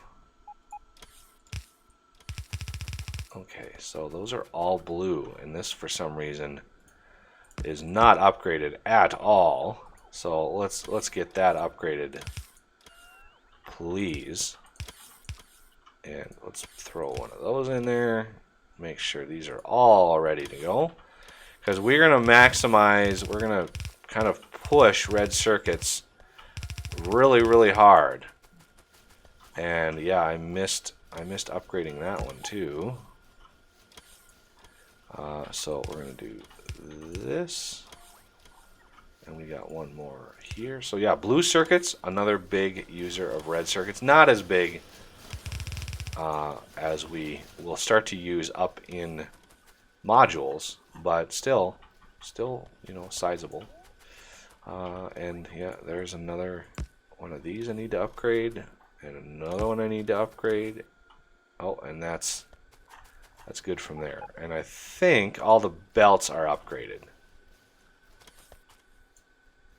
you know, except for this one. I think all the belts are upgraded. I just didn't upgrade. Yep, they are. So now it's a matter of modules, and we are really close to the end of kind of the green circuit outpost here. So that's going to be tough. Let's see. Yeah, I got an upgrade planner. I should have used that. Should have used the upgrade planner. Not used to using it. You know, it has been a while since I played this game, so I'm still getting used to some things. All right. Okay, so I want to maximize. I want to beef up production here of the speed modules and the productivity modules, because we really need more of them. So the ratios are kind of tough. The crafting speed is tough. The ratios are tough. So what I'm thinking is not really pay attention too much to the ratios, but building, because these two are easy. The 1s to the 2s, that's a 2-to-1 situation. Let's go to modules. So 15 seconds for 1. 30 seconds for another one, but it uses 4. Okay, so if you do 2 of these, that's 2 every 15 seconds and 4 every 30 seconds. Well, that just happens to be what you use modules 2 for. So that would actually beef up module 2 production, but it would still take 2 minutes to get a module 3. Actually, no, more than 2 minutes, 2.5 minutes. Because even with module 2s going constantly, that's still 30 seconds to craft. And so you're looking at 5 being used. Well, that's 2.5 minutes. So that's 1 every 2.5 minutes of the module 3s. Right now, it's not even close to that. I could even go to production and maybe see... Yeah, see, I don't even have production of the version 3 of any of these because I'm just not making them fast enough. So what I'm thinking is, let's see, let's lay this out here. We have limited space, so 1, 2, and then 1, 2, something like this, and then one of these in between. Okay, so these will be the 1s, these will be the 2s, and this will be the 3. Okay, so the 1s will feed into the 2s will feed into the 3, and that's how you roll with that. The only issue then is running the red circuits, because the 1s use the green and the reds, the 2s and the 3s use the blues and the reds, and so we're going to need a little bit of extra space in between these. So if we do 1, 2, 3 here, here, and here, I'll be able to do 2s here and the 3s here, and I'll be able to run these up like this, and then underground through there, and that will be the red circuits. Something like this, and then the green circuits will come back here, and the blue circuits will be back here, and I'm going to need a underground belt right here. So I need an underground right there. Then I can have a chest, and there, there, there. Ooh, I need red circuits here. How am I going to run red circuits over here? I could do this. Like that. I love these little puzzles in this game. Little ways of trying to solve these sort of conundrums. And so you get blue and you get blue. Alright, so that will give me the red circuits. Or red circuits. Wow. Words. That will give me the speed modules. And the speed modules won't go full blast, but you know, it'll be close. It'll be, you know, maybe a minute and a half or so per level 3, and then I can mirror this design for the productivities. Although I'm actually 89 productivity. Yeah, that's kind of a problem. But yeah, now we need to route the blues, the reds, and the greens. And I need to route the greens right in perfectly, right in through here. So this is the greens. The reds are going to have to come in like right here, and the blues right here. So let's route these there and there. And then I think that's the end of the bus. It's not the end of the bus, but we can give a little bit of space for the blues, and then the reds are going to have to kind of do the loopy-loop like so. So there's blues, there's the reds. Drain all that production. Crazy amount of production there. And then finally, a little bit of power going into the system. And so with this setup, I could actually run. I could arrange it so the productivity is over here, and I can just route these around. But we are out of time today, so that will have to do it for this episode. So I thank you for watching, and I will see you next time.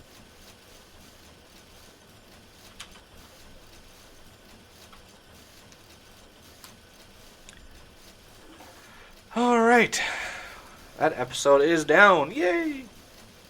Let's stop that. That was a long episode. That was about a 27-minute episode. And I used to absolutely hate going over time, because it took 2 hours to upload a 20-minute episode. Well, a 25-minute episode, well, that took like 2.5 hours.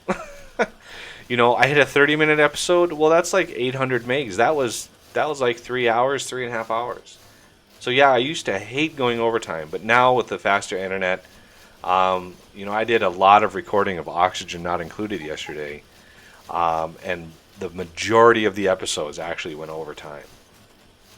But they did use the previous microphone setup, so the sound is going to be a little off. And I actually recorded 7 episodes. That's 2 weeks worth of Oxygen. So, and now rendering videos actually takes a little bit longer. Actually, way longer than it used to. But that's okay. Rendering is easy. I could, Terracash, I could do 30 minutes.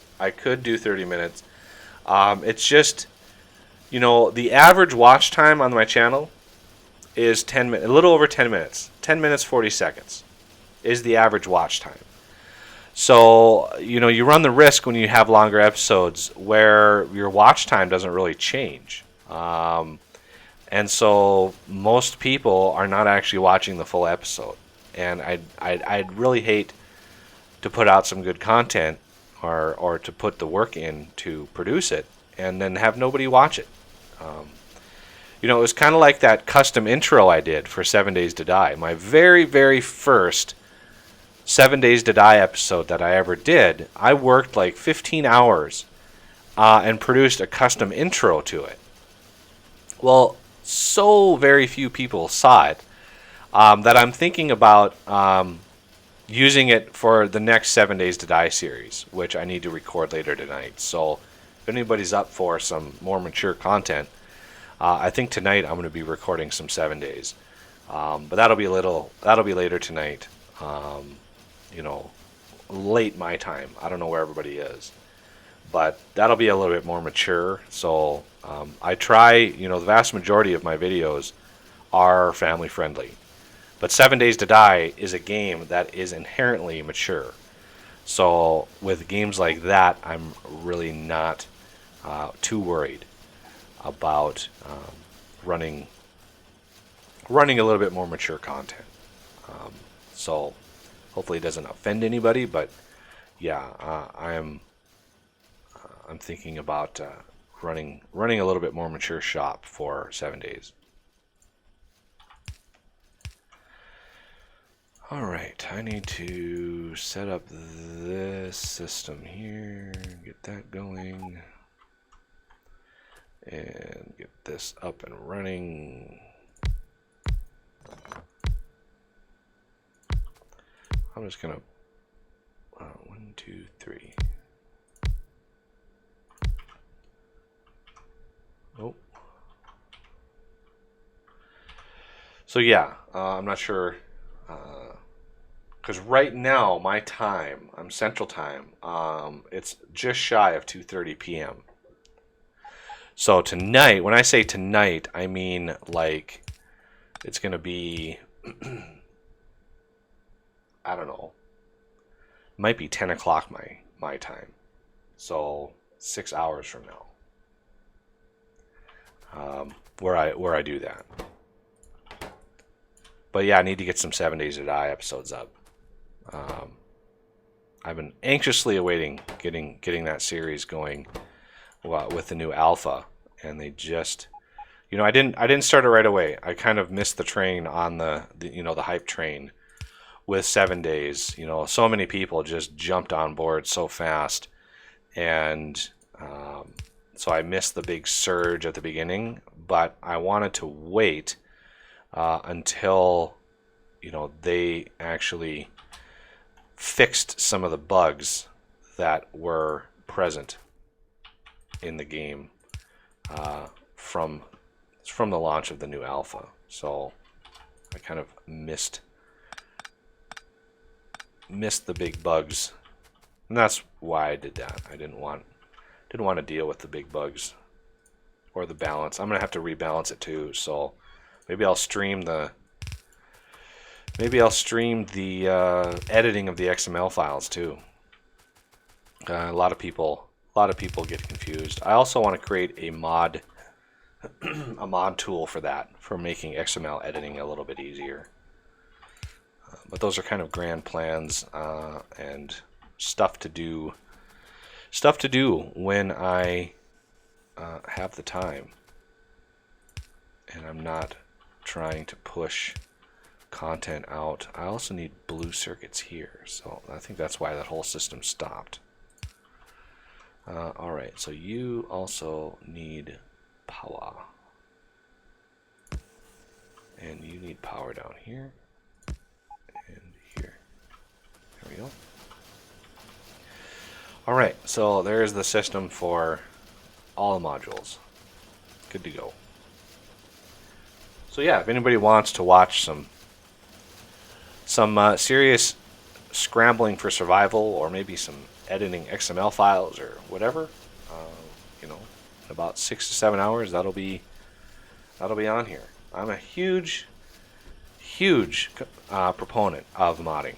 As you know, Flexible Games is mainly about modding. A lot of it is open-ended games, so like a Skyrim or something like that. Games that aren't locked into a linear progression. But for the most part, it's about modding. I've been modding games now since, I think, roughly the Duke Nukem 3D days. So back, way back, going back to a long time ago, I'm the guy who cracked SimCity 4's file format to allow modding of SimCity 4.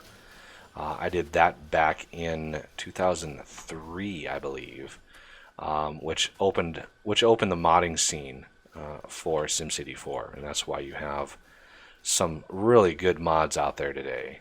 I cracked that format. Just a whole lot of hex, a whole lot of hexadecimal,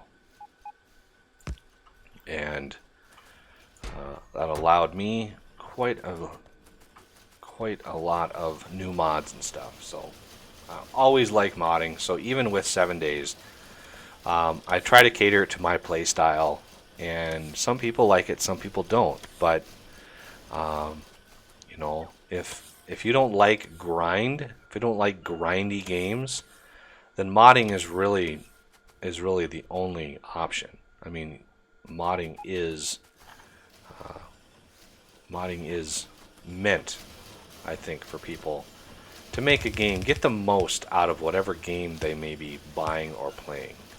And that is my mantra, yeah, you can enjoy a game in vanilla. You can enjoy, whatever. But just because the developers gave you a certain level of balance doesn't mean it's the right balance. Doesn't mean it's actually fair. All the people in my Fortress Craft series who talk about the edits and the stuff that I've done in like the recipe rebalance mod and things like that,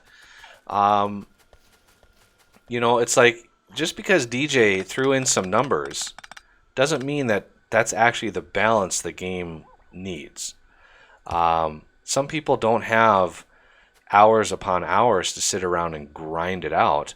And I just think that it's, we're a lot, it'd be a lot more fair for, one balance over the other. And I don't have hours and hours to sit and try to get ready for the next episode when I'm recording. So that's why I did my rebalance recipes. And quite a lot of people use it, which is nice. I've gotten a lot of feedback on it and stuff, but DJ's a great developer, a little prickly at times, but when he was putting together the Frozen Factory expansion, he would just kind of throw numbers in there and hope for the best. And after playing many, many, many hundreds of hours of that game, I have a little different idea of what the balance should be. So that's why I did the rebalanced recipes mod. Okay, so I've done a little bit of work here. I've got a ton of iron gears. Man, do I have a ton of these. I'm gonna drop some in there. All right. Where do we want to go from here? Yeah, I still have a lot of yellow belts in here. I mean, this whole iron bus is yellow belts. But switching it over to blue belt it's not really needed. I upgrade as needed, and obviously I need a lot more red circuits. So it's time to route. Oh, that's green circuits. Time to route my red circuits to home. So this is home, red unload, and we want inventory empty, and we want time passed of 60 seconds.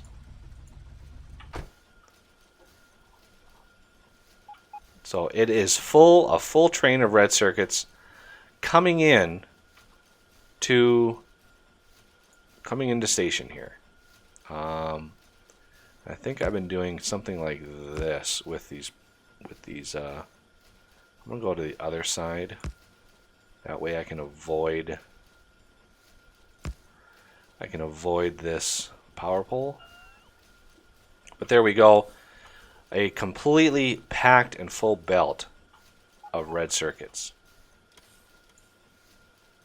which is nice.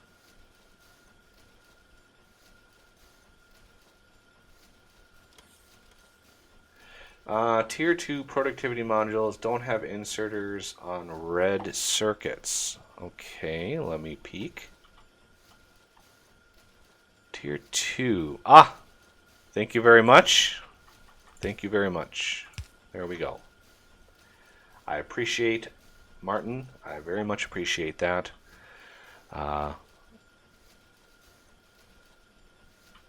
Very good eyes. Very, very good eyes.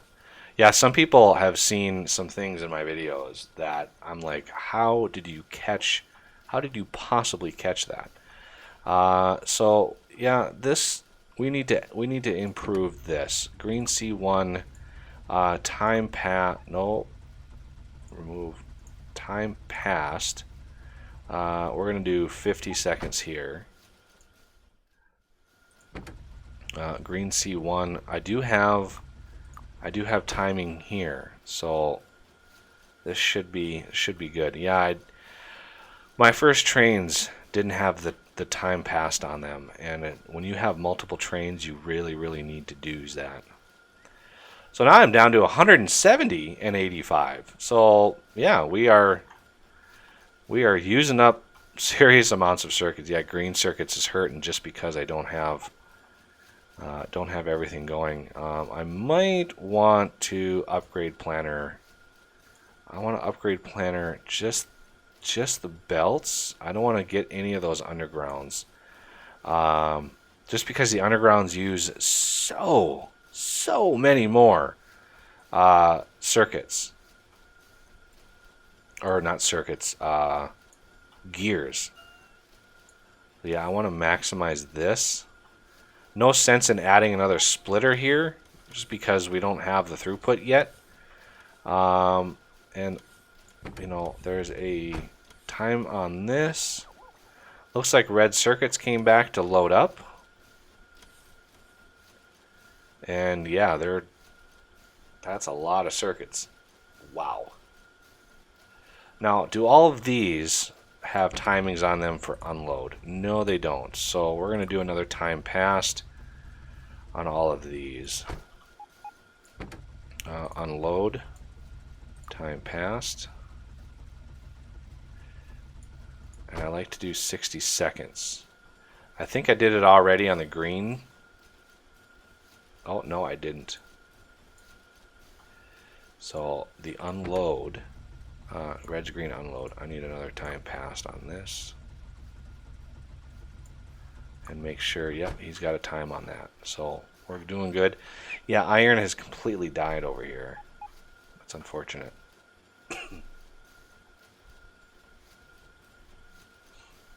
All right.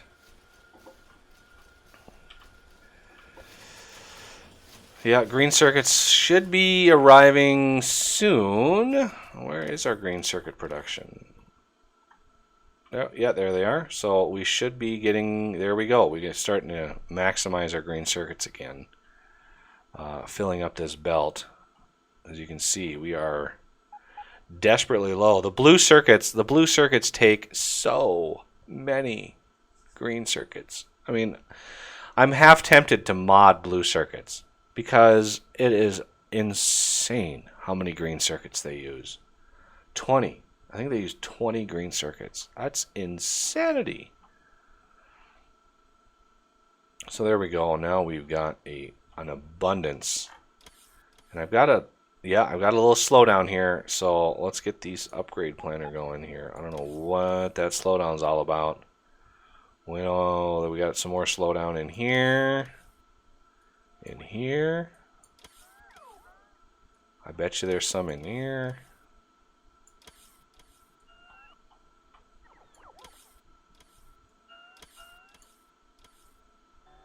Wow, I really didn't have this system upgraded very much at all.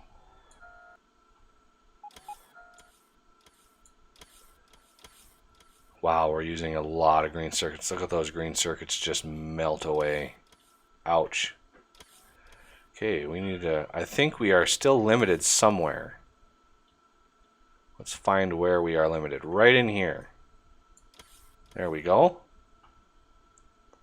So now we should be pushing maximum potential through here. So we're going to need a gross amount of green circuit production. An absolute massive amount. And what we have now is not enough. This little setup up here is good, but not even close to what we're going to need. Not even close. I'd like to have all this iron gone. How much iron is left? There's about 1 million iron left. We've already used about 2 million iron out of this little deposit right here. And I think this one up here, we've used about 1 million copper as well. That's pretty good.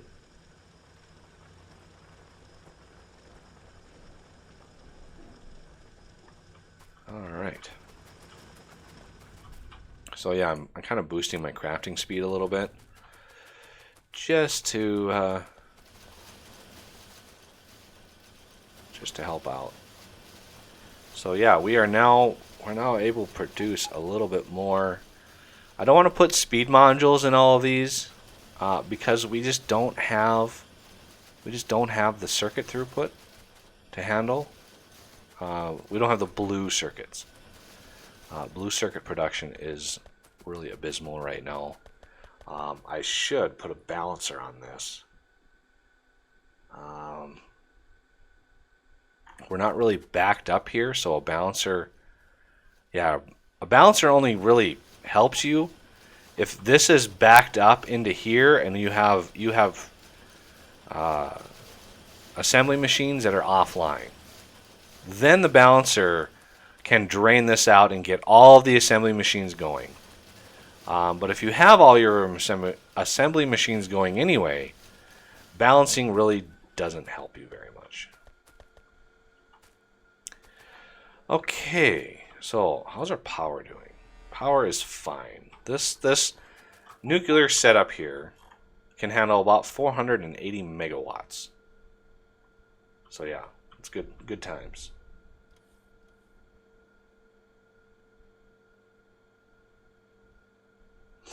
Why are you recording episodes of Factorio for the next 2 days when live stream will be uploaded? Because this is my very first stream, and I didn't know if I could stream and record at the same time. And so I wanted to give it a test and see if it actually worked. And now that I know it does, people who want to sit and watch the live stream, later on, can do so and just relax and maybe have it on in the background, and then they can see or hear and experience the whole process. Whereas the episodes, will be little snippets and cutouts for people who don't have, 2 hours to spend watching a stream recording. So yeah, that's really why I'm doing that. Let's see here. Plus, as far as revenue goes, I do try to make a little bit of money on this content, and thus far I haven't actually played an ad since I started the stream. I don't even know if that works. So, I may do that. I may do that sometime, but I just wanted to get this stream going, make sure all the stuff was working. I already know that I need to reduce the resolution a little bit of the stream, because I'm not uploading with high enough bit rate to constitute the 1920 by 1200 resolution. So I'm gonna cut that down to 720p, and then my stream health should be a little bit better. I'm not sure if anybody's experiencing any buffering or frame rate stutters. Holy cow! Yeah, I want to make sure the stream is healthy for when I do another, big stream. So let's see, because I want to do a lot more streaming. I love interacting in real time. I think, yeah, not everybody wants to watch a multi-hour stream. That's very much the point. Like, some people have time to watch a 20-minute episode. Some people have time, if you're at work and watching, well, sure, you can tackle that. But, or if you're just home and you're cleaning house and you have it, streaming, if you have it watching on your television, then sure, you have the time to put on something that's 2 hours long. But most people don't. So I'm sort of protecting that. You are taking your time. How is coal or copper loading here? I am pushing quite a lot through this process. And oil, I kind of want to put another tank on here, but I don't think I need it. We got lots of copper loading in here. We're already starting to, you can see, starting to filter out. Yeah, I'm sitting at 3 megabit right now. I'm uploading at 3 megabit.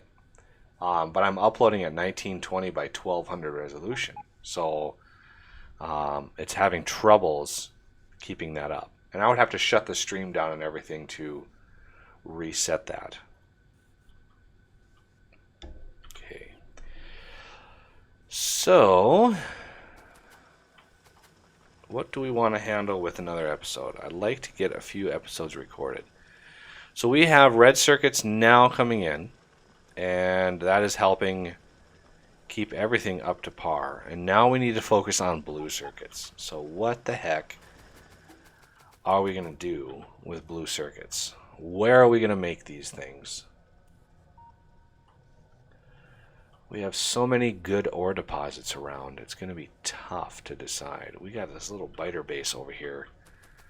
I think we need to take care of this base. Don't hit me, don't hit me. I've been killed by a train a few times now, and it's not pleasant. Wow, there was a lot of ore in there. Alright, so... And you... You... And you... And you...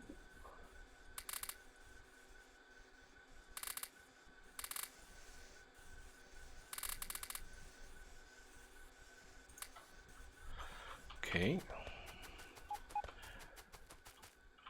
Where is this? Oh, only 5 left. I was short 5. Oh no. There was 1,300 more in there. Holy cow.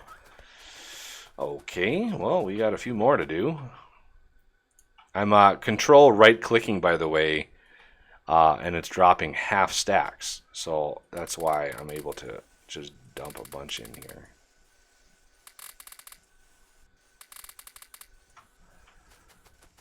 Okay, so how about a little bit here, a little bit there, a little bit there, and some there. Good times. Get these other stacks of things going here.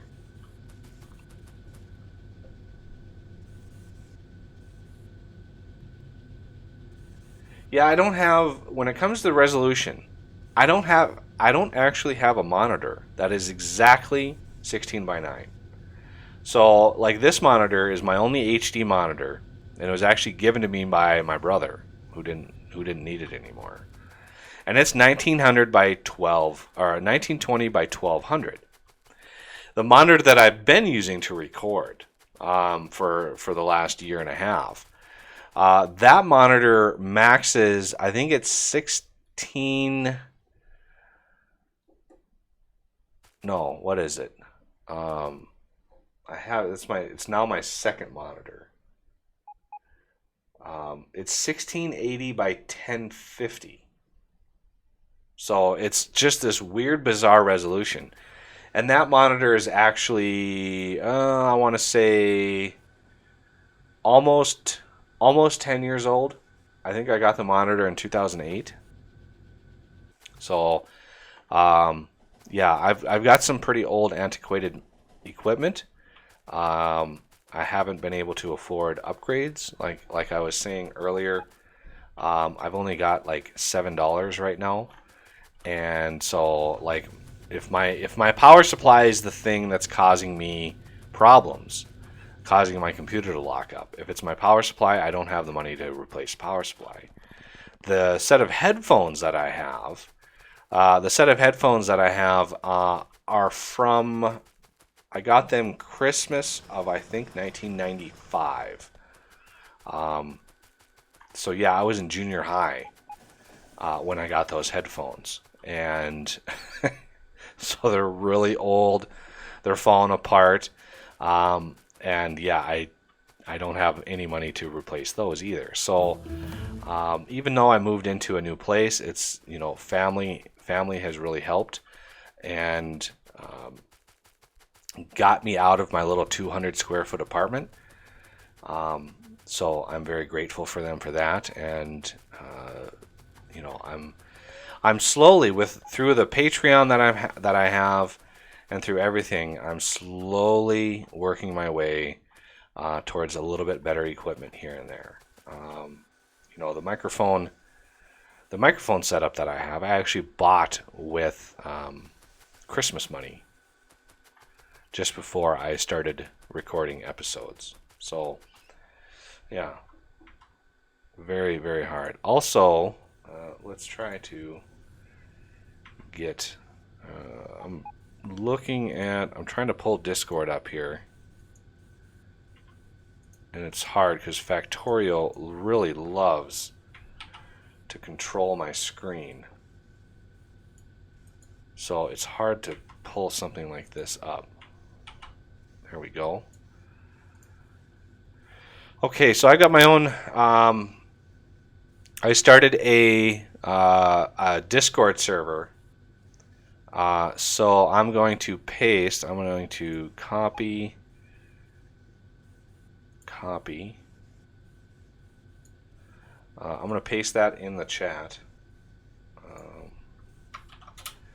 And yeah, that is the Discord server that I created for the channel. And I don't have any bots or anything in there, so please behave yourselves.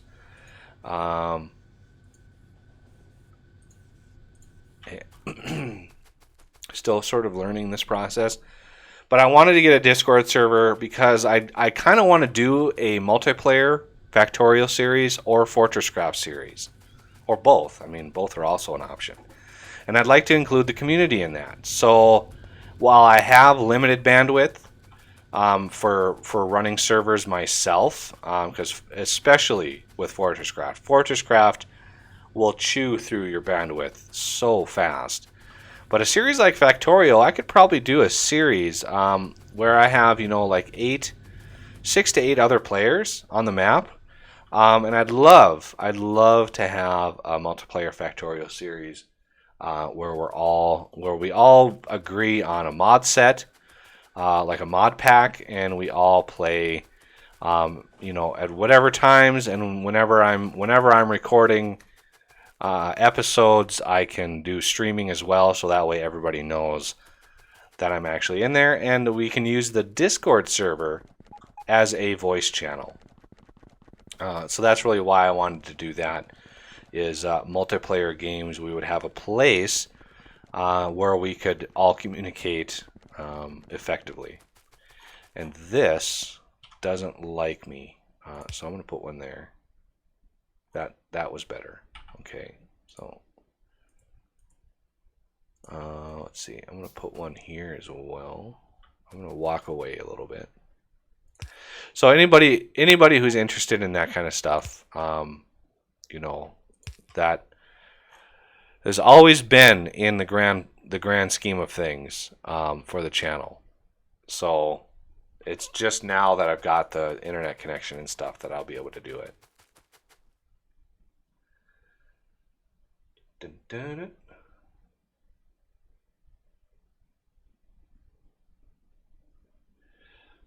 50 players?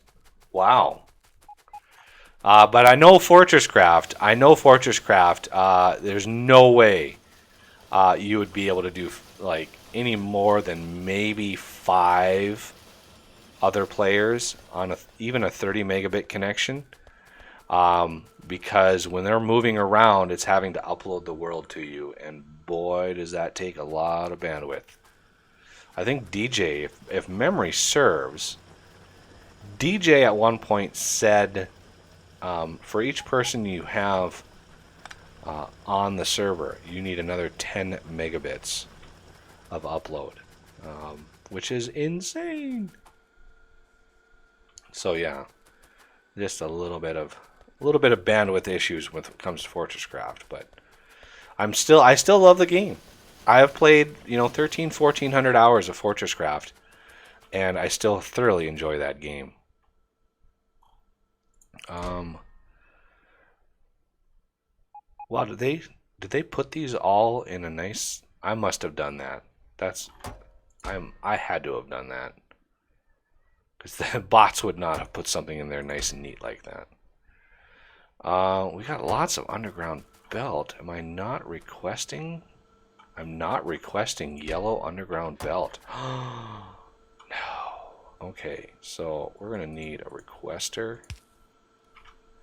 And this requester is going to request yellow underground belt. And all of it, please. And you're going to load in. And I need a red wire. Oh, I already had a bunch. Connect up to that. And you you need to equal 0 and you need to be yellow underground belt. So when this is finally empty, it will stop. So hopefully we'll get those upgraded. What else do we have in here? Yellow splitters. Well, I'm just going to take these out and I'm going to drop them in here.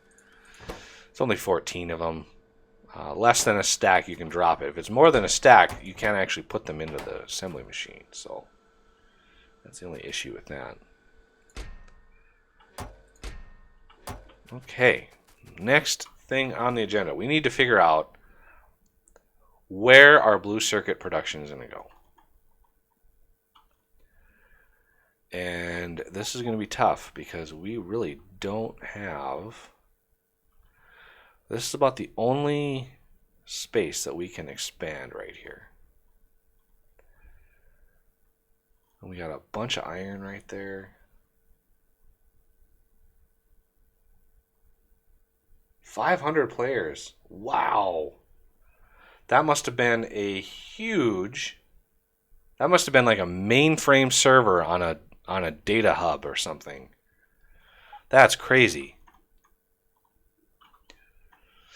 Okay, next, let's extend our track. So I need the S track for straight, and let's look at our pattern. So there's our pattern, and let's add a couple of these. And this is going to be a little tough because they're pretty limited on what they're going to do. And make sure these are trees and rocks. And we're just going to clear all the things. And we're going to need also to go down and take care of that biter base that's down there. And since we are Iron Man, and since we are just beefy, we can just go down there and wreak havoc with all those biters. I'm going to switch over to my combat shotgun. I don't have the sweet bullets yet, but we can get those soon enough. I'm trying to look at my mini map and walk through an absolute disaster. Oh man, thank you very much for the super chat. Oh man, that is the first ever. Timothy Dodd, I can't even thank you enough. That is impressive, sir. That is very, very helpful, and we need to take care of some biters down here. They're gonna fight me the whole way. Oh, they're chasing me. Get out of here. I will soon have nukes. I'm gonna be rocking the nukes here soon, and those are gonna be epic. Ooh, look at the big worms are very, very hurtful. Serious amount of rocks over here. Holy cow. Okay, I'm gonna gather up all the stone and it should automatically dump it away. Okay, some biter base is taken care of. Looks like there's something. No, that's a thing. All right. Yeah, my bots are trying to clear the trees. Might as well let them. You know, they're very, very helpful, and they try their best.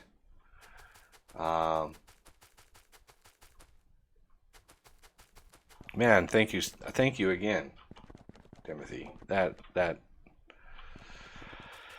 That's so helpful. So helpful. I actually tried to get some stuff at Walmart yesterday, and I had to put a bunch of stuff back because my debit card was declined, and so yeah, that was a little embarrassing. Couldn't quite get the garbages that I was trying to get for my bathrooms.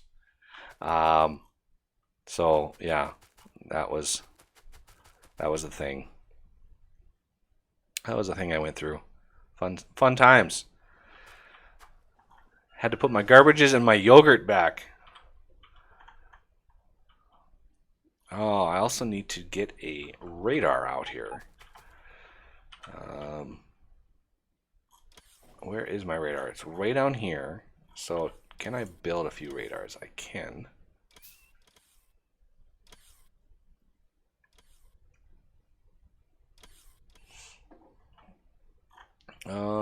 Yeah, they're gonna run off the screen.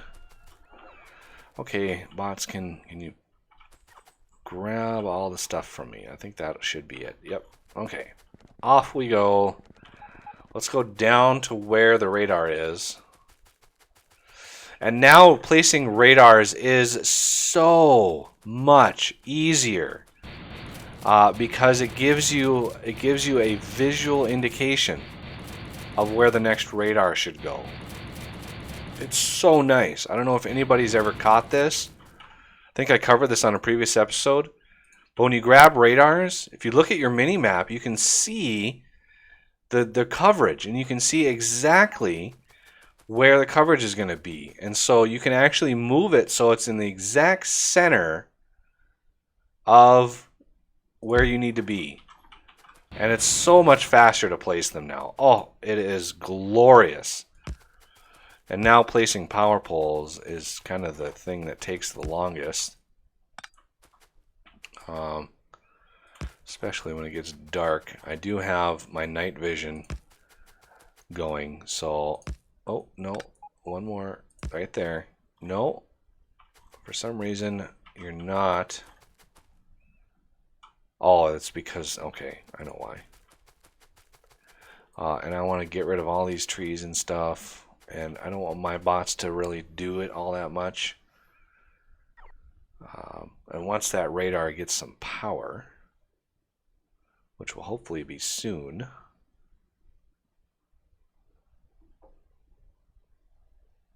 Oh, you're bringing all the concrete and stuff. There we go. Okay, that got some power, so now we are... Oh! Bots are under attack. We need some effort, because when these bots explode, these are the nuclear bots. It's bad news. They will cause some damage. I'm lucky they're just... Looks like there's biters after them. But we need to take care of these bases anyway, so...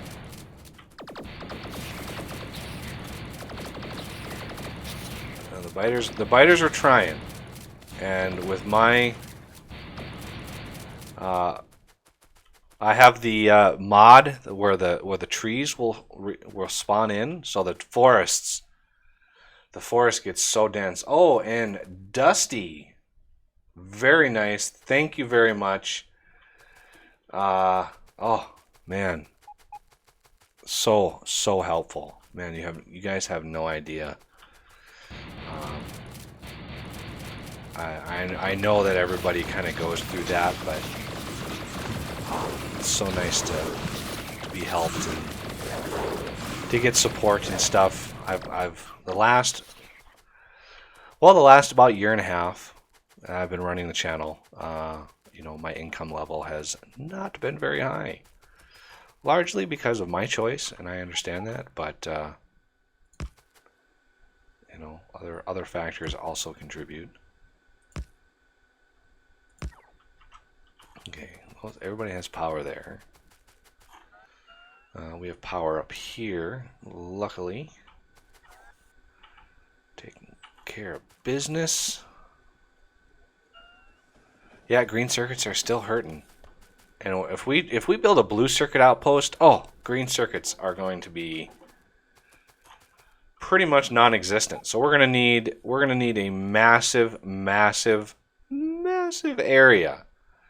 So I think what I'm going to do is I'm going to use this little area here and this little area here to actually create another green circuit outpost over here. I mean, we got some uranium and little smatterings of copper, but for the most part, oh, there's a big oil facility here. I could pull in some oil. But I want to train in my resources and go from there. And create just a massive outpost for green circuits. But that would mean scaling up pretty much everything else. So copper would need to be scaled up. Iron would need to be scaled up. Although iron is doing pretty good right now. Yeah, I'm loading it over here. Iron would have to be scaled up. That would be pretty much it. Copper and iron is green circuits. Blue circuits, we're gonna need some sulfur. So I think I'm going to add a sulfur, because I think it's just petroleum gas. Yeah, petroleum gas and water make the sulfur.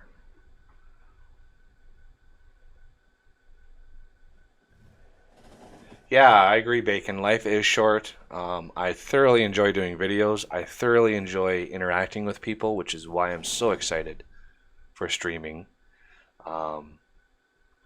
So yeah, I'm really looking forward to doing a lot of streaming and interacting with people, because I find it very, very nice.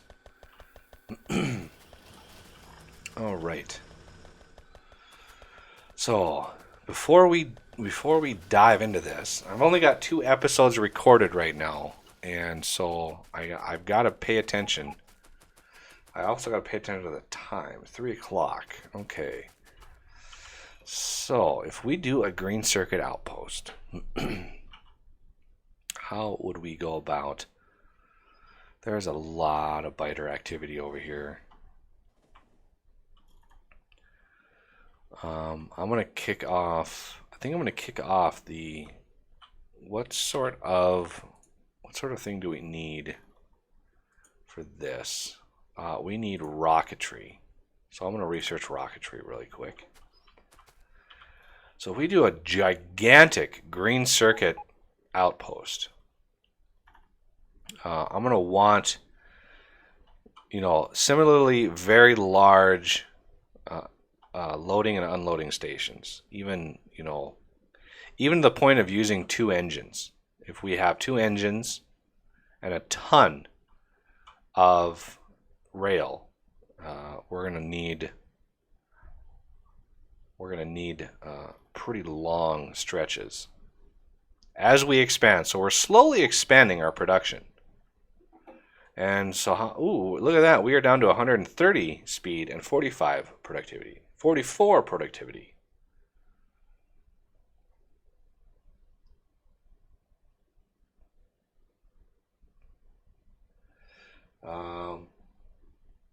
Yeah, bots.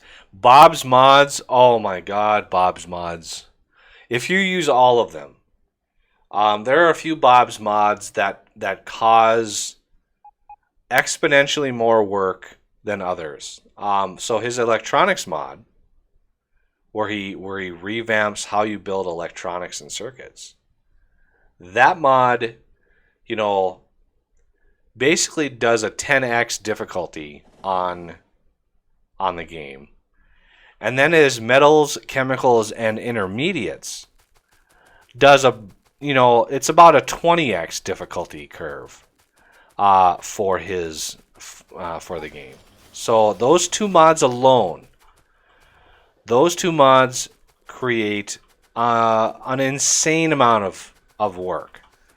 So on my little test world that I was looking at, I actually don't have those 2 mods going. I have his modules, I have his logistics, his assembly machines, his smelting, his other electric furnaces, but I don't have any of his metals. I don't have any of his ores, and I don't have any of his production. Just because those things, it makes the game so much more complex. And I wanted to give her a try without it. So it looks like we're still getting copper all the way down to the bottom, which is good. That's really the one that runs out first. Looks like green circuits are also kind of hurting right now. But all of those are getting all the way down as well. And I merged them in up here because they're using opposite sides.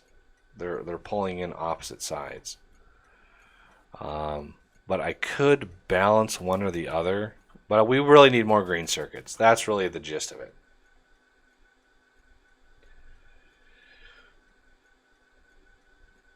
Oh yeah, OCD. Yeah, I don't really have OCD, but I do like symmetry. I like symmetry. So something like this to me has symmetry. These builds here. These have symmetry. This over here has symmetry. I like the symmetry in the game. And I do. I like the symmetry, but I'm not obsessive over it. I'm not obsessive over layouts and stuff. And some people, who watch the channel, they do kind of get irked sometimes when I do something that is really triggers their OCD, and I apologize for that, but I can't be so focused on that sort of stuff that I lose track of actually getting the work done. So obviously, if you look at my base here, I don't have OCD. It is kind of a mess. I start with the purity of mind of running a bus. So I'm like, yeah, I'll run a bus, and then it just all sort of goes away. But yeah, bots help so much, and they're now gated behind quite a lot of research. The logistic system. So it's difficult. It's very difficult to get bots nowadays.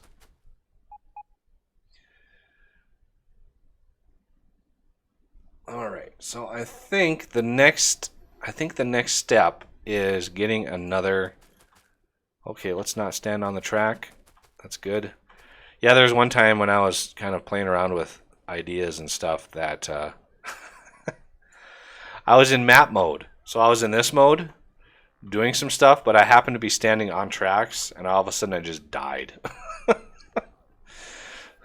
So little things like that are fun to run into.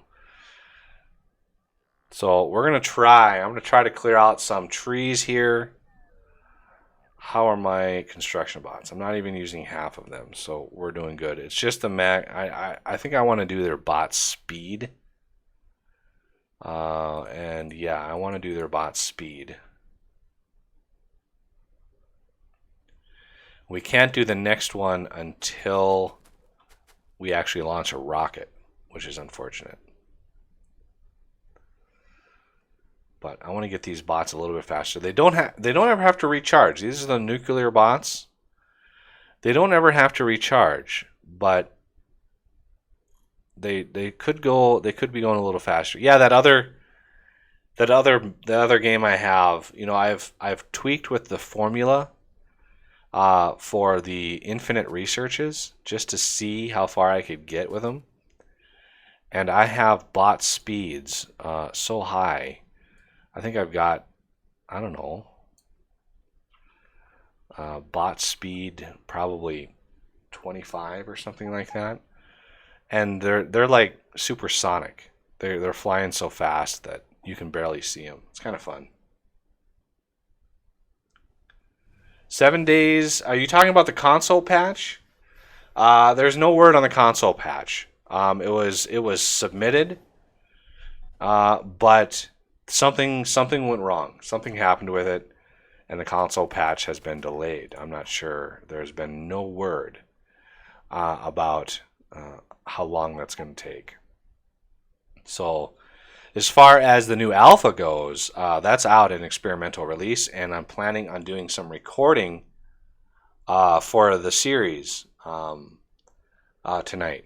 So I'm going to do a little bit of recording for 7 days. I'll probably die many times, but I'm first going to go into the XMLs and change some of the XMLs around because I want to rebalance it to fit more my playstyle and be a little less grindy. And be able to, I focus more on building. I thoroughly enjoy the building aspects of things. So yeah, I like building. The survival, the going through, buildings and survival aspect is fun. But you know, it kind of wears me down a little bit, and I thoroughly enjoy building. So I'm gonna do a little bit more building with this, especially with the new painting schemes. I'm gonna need to redo my Gravestown apartment project that I have a video on. I'm gonna need to redo that, and I'll be able to paint the interior and really make it look nice, make it look like a real apartment building that was put up post-apocalyptic. So, all right. So 1, 2, 3, 4, 5, 6, 7, 8, 9, 10, 11 inside. Okay, let's make sure I'm not going to get smashed. I need to figure out my horizontal. So 1, 2, 3, 4, 5, 6, 7, 8, 9, 10, 11, 12, right there. That's my first setup there. I should be able to loop this around.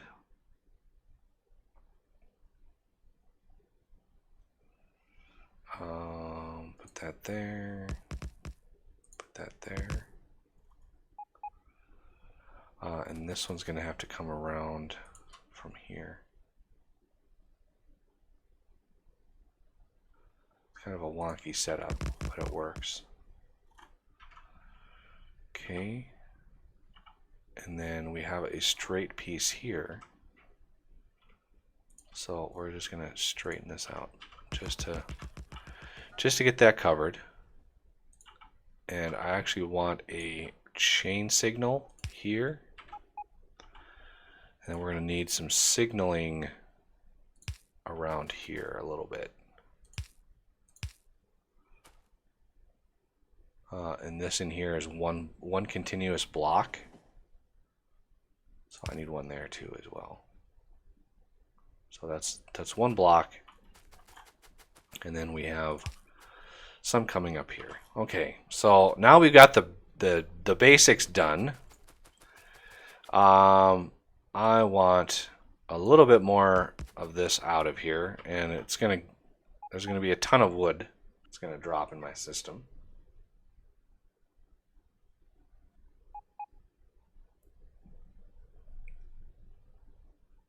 Oh, the new polls? Yeah, there's that Friday facts regarding the new poll texture. I don't think they're in the game yet. Yeah, I don't think they're in the game yet. Oh. Yeah, I don't. These aren't the high def polls. Oh, we got a lot of bots coming my way. There we go. Oh, taking care of business. I think these other ones are 8 apart. So 1, 2, 3, 4, 5, 6, 7, 8. Yep, they are 8 apart. I just want to get this set up so when I start recording the episode, we can just jump right into it. 1, 2, 3, 4, 5, 6, 7, 8, 9. 1, 2, 3, 4, 5, 6, 7, 8, 9. Do we need 3? Well, we have this oil that's over here. But I can load that somehow. I'm going to put one more. Just one more. Oh, I'm still on the map. Let's go over here. Take a few more trees out. So 1, 2, 3, 4, 5, 6, 7, 8, 9. Right there. All right. And now it's a matter of getting some more logistics. Getting some more roboports in here to try to get some coverage. See, I added roboports in here just sort of willy-nilly. And I'd like to get a little bit better setup before I jump headfirst into this. So one there.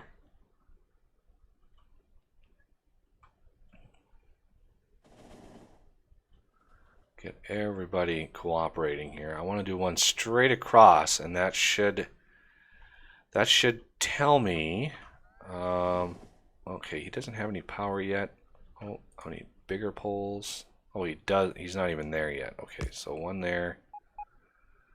And let's avoid. Yeah, it's still ghosted.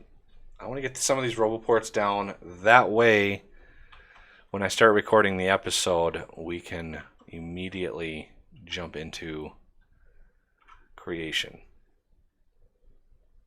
So right there is the next one. And I'm also going to need a power pole right there.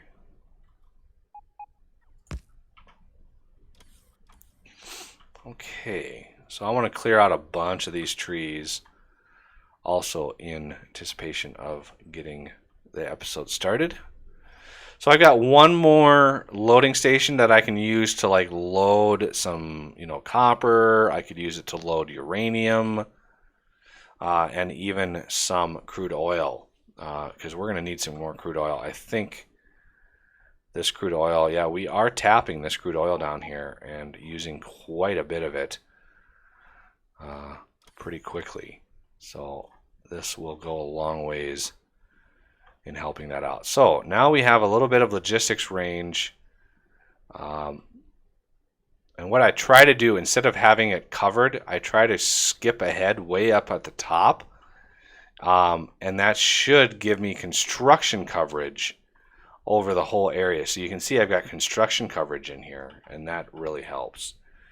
So we're gonna kick off another episode here and build ourselves or start building a massive green circuit, a new green circuit production. So this green circuit production here, we're gonna phase it out. I think we're gonna phase it out to the point where we're essentially going to make these a copper and iron loading system, or not. I can keep these going until the iron runs out. Once the iron runs out, then I'll just have this loading copper because we've already got the copper smelters and everything up here. Might as well, and I can add even more. I could put probably a whole nother. I could put a whole nother row, a stack with all the copper that we have up here.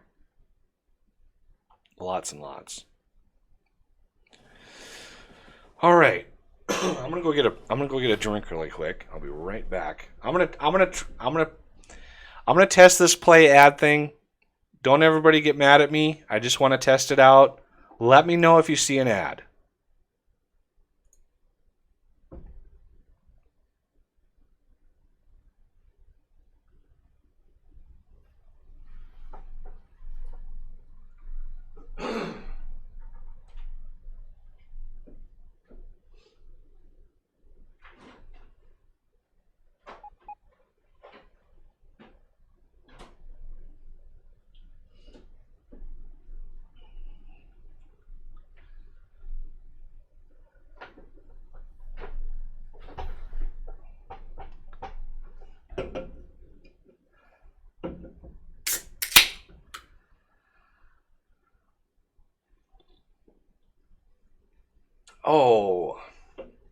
Oh, that's good.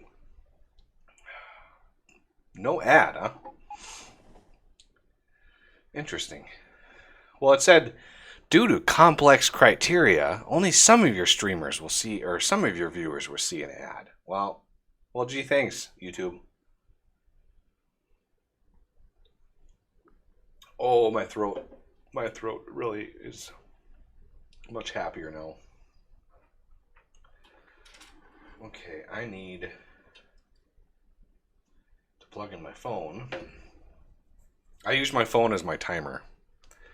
All right, so we need to fix up. We need to fix this up here. Okay. I do believe I'm going to need to move this row apart, unfortunately. So I'm going to move one up here. I'm going to take this one away. I'm going to move one way down here. So we have the same coverage, but we freed up this little intersection right here. for other things, because we're going to get a little bit more complex in here.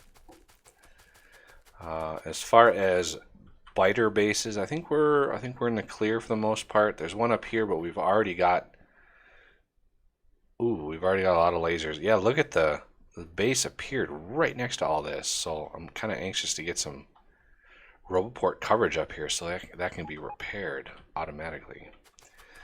All right, we are going to be jumping into another episode, creating a much larger green circuit outpost here. So I'm actually going to want to clear all of these trees. Actually, maybe not all of those. I'm going to come down a little bit further. And we're going to clear all the trees. Make sure we're just clearing the trees. And put those good old robots to good use. And as we expand, as we build Roboports, we should be able to expand on this. I don't mind having too many Roboports. I just want to make sure we have all of the coverage. So we are right up to this little area up here. Okay, so we need the last squared off piece right in here. So let's just go, let's get rid of all of those things, please. Maybe I should put some more robots into circulation. I'm going to go, where do we build our robots? I think it's up here a little ways. No. Where be my robots? I know wherever we build engines. Let's see. I'm looking. There they are, right in here. So construction robots. There's 500 more. We're gonna dump 500 robots into the system. Here and here. And these are the construction ones, you know. Okay, so let's get this. I want to get this ready. So that is my line, and we need to go 11 out. So I'm gonna go up from here, straight up, and that should be my mark right there. Okay, so that should be where we are. I'm gonna grab this by hand, and that is newly spawned tree. And let's find the magic place.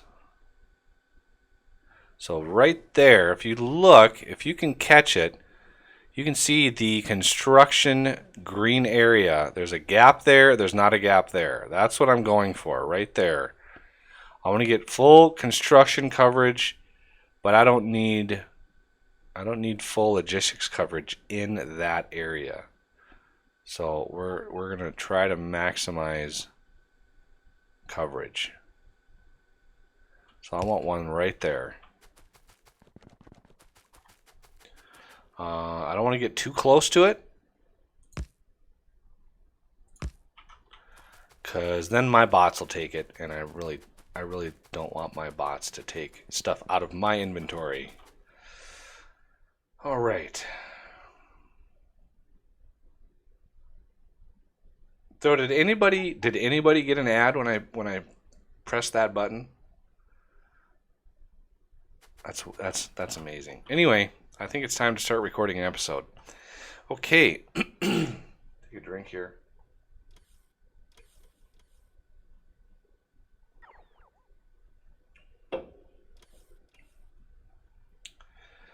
All right. There's all the trees. Since that Roboport was placed, all the trees now are gone. So here we go.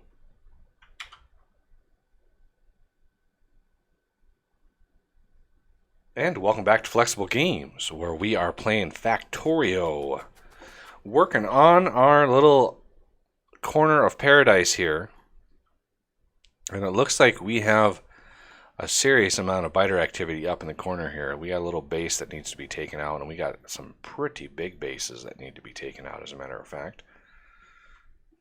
I'm working on robot speed, and my poor labs are just inching along.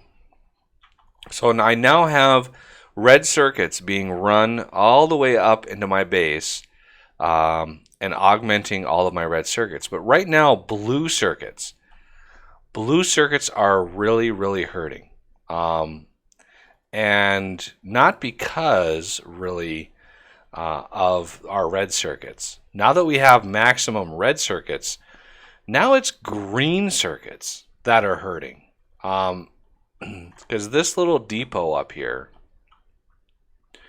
we really don't have the production of green circuits to really fill any train at all, and we're using them way too fast. So our blue circuits, so if we wanted like a blue circuit outpost, which I've actually got this area set up to start with that. So I'm expanding this. We've got a little bit of area down here to use for a kind of a blue circuit outpost, but it would kind of be futile because we don't have the green circuit production to keep up with that, because each one of these can use 20 green circuits every 10 seconds. Well, that just so happens to be the output of one green circuit assembly machine. So for every one blue circuit production you have, you need at least one green circuit production. So it's a one-to-one relationship with that. But so you need the green circuit production to keep up with the blue circuits, and we just don't have it, because we have 10? We have 10 blue circuit production, and we have 2, 4, 6.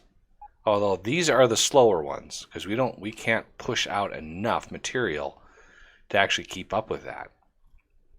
And we only have a few down here for green circuits. And we also have to supply red circuits. So, I don't know what the math is on it with this base in particular, but I know just from looking at the belt that we don't have the green circuit production, because we're also using them. We also ran out of green circuits over in our red circuit production. So we're hurting. We're hurting for green circuits. So it's time to help out the system a little bit. And let's see. I've already got a little bit of work done laying out a green circuit production area. So this little area over here, I think, is perfect for green circuit production. We have a little bit of life over here, so we've got some things to take care of. But I think for the most part, we will be able to take care of these bases. Not a problem. So I want to get these finished. I'm far enough away to be able to place this stuff. So let's take this out, and I think it's right there is the max level. It is. I've already laid this out to mirror what we have over here, because I like this setup. It works really well. And so we just want to copy that setup, and it's a pretty easy thing to do, building it out. I've already gotten rid of a whole bunch of those trees, but we do need to clear some more trees. So once they get these things set up, and that's a lot of track to place, and I also want to place more of these as well. One there, one there, one there. And oh, my phone is kind of derping out here. It's an older phone. It's like a 4S, I think. All right, so this is the level. This is the last block for these trains here. So I want a signal on all of these as well. don't ever place the signals before the track gets there, because the signal then doesn't connect to the track, and it's a lot harder. You have to go back, destroy the signal, and then replace it in order to get it to connect. So just be aware that it's kind of tedious. I ran into that problem on one of my outposts in this game, where I placed the signal before the track was done, and it really didn't catch it. It didn't see that I had placed it. Okay, so there's a whole bunch of trees melting away. I did just add 500 more bots into the system. So how many are we up to? We're up to 1,500 bots that we have to help us with our build, and we are doing so nicely here. So let's get up. I think right there is the limit.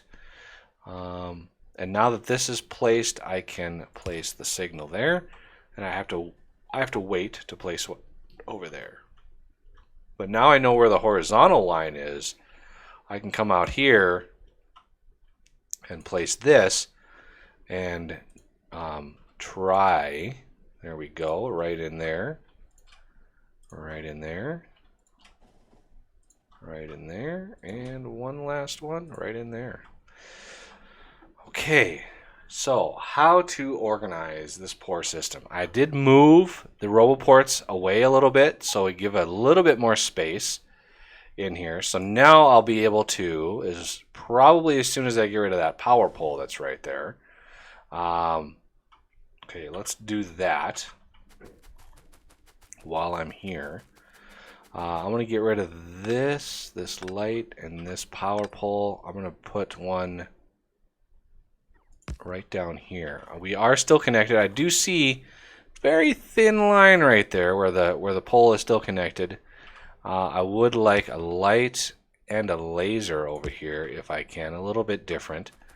But now I can walk away again and redo this. And I walk away just so the bots don't take the building material out of my inventory. I don't want that.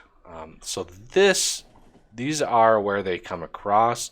So I can tie this in to this side, and then similarly this side goes in there, and then this side comes in here. So we sneak right in there. We've already got a signal here. We've got a signal here. We're going to need one down here and up here as well.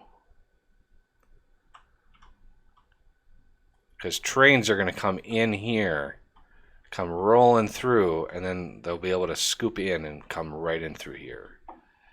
So, you know, these blueprints that I have, you know, there is a link in the description for the blueprints, the blueprint book, the large production. That's the blueprint book that I put together. They do, you know, pretty much puzzle piece together. You gotta tweak them here and there sometimes if you have odd setups like this, but for the most part it works really well. It's self-building, so there's RoboPorts. You gotta have quite a few things automated, but it works great. Okay, we have one more signal that we need to place right along here, and I do want one. I want a chain signal, actually. I want a chain signal. A chain signal will look ahead at the outputs to see if there is a green output, and if the path that it wants to take is not green, it will not pass the chain signal. So you always put chain signals, like if you have these circles, the entrance to all of these has a chain signal. So the train won't enter the circle unless it's clear, unless its path is clear. Otherwise, you start getting trains blocking the path and backing up the whole system, and that's never good. That's never wanted. All right, so it looks like we actually are pushing quite a lot of copper in here. And I could actually do with a couple stack inserters to help clear the way. And looks like we also have quite a lot over here that we could do. And I could also balance that belt a little bit because we have two of these going in, and it looks like when it's unloading ore, it's really favoring one side. And this is a situation where balancing the belt would be beneficial. To do it remotely, you got to use the deconstruction planner. Otherwise, there's just no way to do it. So I need a bot to get down there. Actually, a few bots. Put that together, and then I can build it. There we go. So that'll create a gap there, which will allow this line to actually unload a little bit, and really maximize that, and get our stack inserter something to do. All right, so we are doing pretty well. Lots and lots of ore coming in. Where is our ore? Are these guys? Yeah, here it looks like we've got some more ore coming in. There it is. I really need. Is there a limit on that ore? Oh, I can't really tell right now. Okay, so time for. We need stations. And I am short on iron plate. So we're going to zip down here, and I'm going to control click on some iron plate. Okay. So I'm going to just make 10 more of these. Okay, so here, and here. The reason I have 4 stations, if this is green circuit, we only need iron and copper.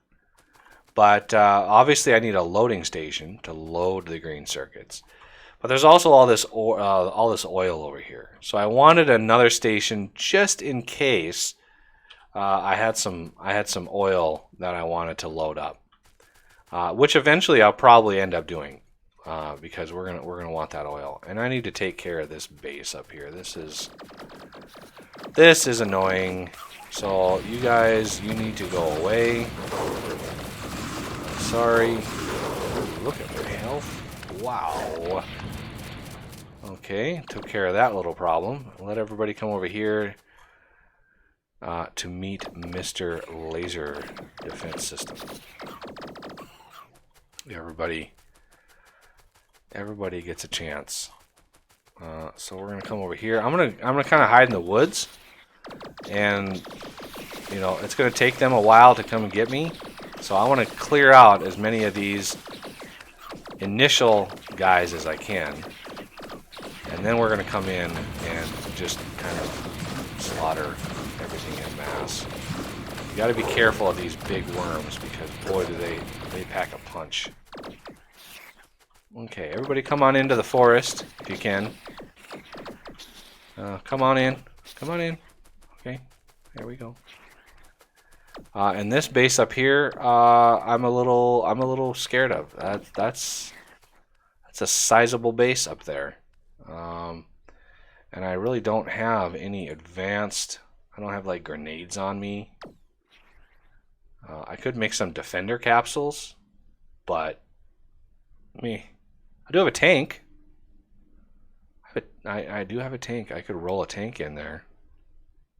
Although I think that would be destroyed rather quickly. So I don't think I need to really bother them anymore. You know, live and let live. You know, until I need the land, and then it's just die. And there is no let live. Just die quickly and efficiently as possible. Okay, so I want I want another one of these. I want to walk away a little bit so bots don't grab something of mine. I've already got one out here because I need to clear some more trees. Let's get a... No, I want a big pole. There we go. Right in there, I think it is. There we go. Yeah, I think that'll cover that. It's hard to tell sometimes with the sprite not taking up the full size. But yeah, I think we're doing good. Let's see here. I mean, we have a few resources over here. We got a few, miscellaneous coppers and some iron down here. But if we wanted to use those on site, we would need a whole smelting operation, and we've already got a massive smelting operation for iron and a growing one for copper. So this one here is developing nicely, and yeah, I just don't think we need smelting on site. We just need very large unload stations on site. So let's name and colorize these. This is going to be green to oil load, and it's going to be black. Okay, just because we're probably not going to use that. We have some more lovely trees that spawned in, so let's get rid of those. And we can actually clear out some more trees. So let me get onto my system here, and we're gonna just sweep away. We're just gonna sweep away some trees. Just brush them. All right. That'll give them something to do for a little while. And this oil load here, we can actually use this as well for loading copper ore, loading iron ore, whatever. It's not going to be a multi-purpose. But this one up here, I think this is going to be green, and this is going to be green to green load. This we want. What is my copperish color? I have a copperish color around here. There it is right there. I'm going to copy and paste that color, and this is going to be green to copper unload. There we go. And this is going to be the iron unload. Ooh. And what color do we have that as?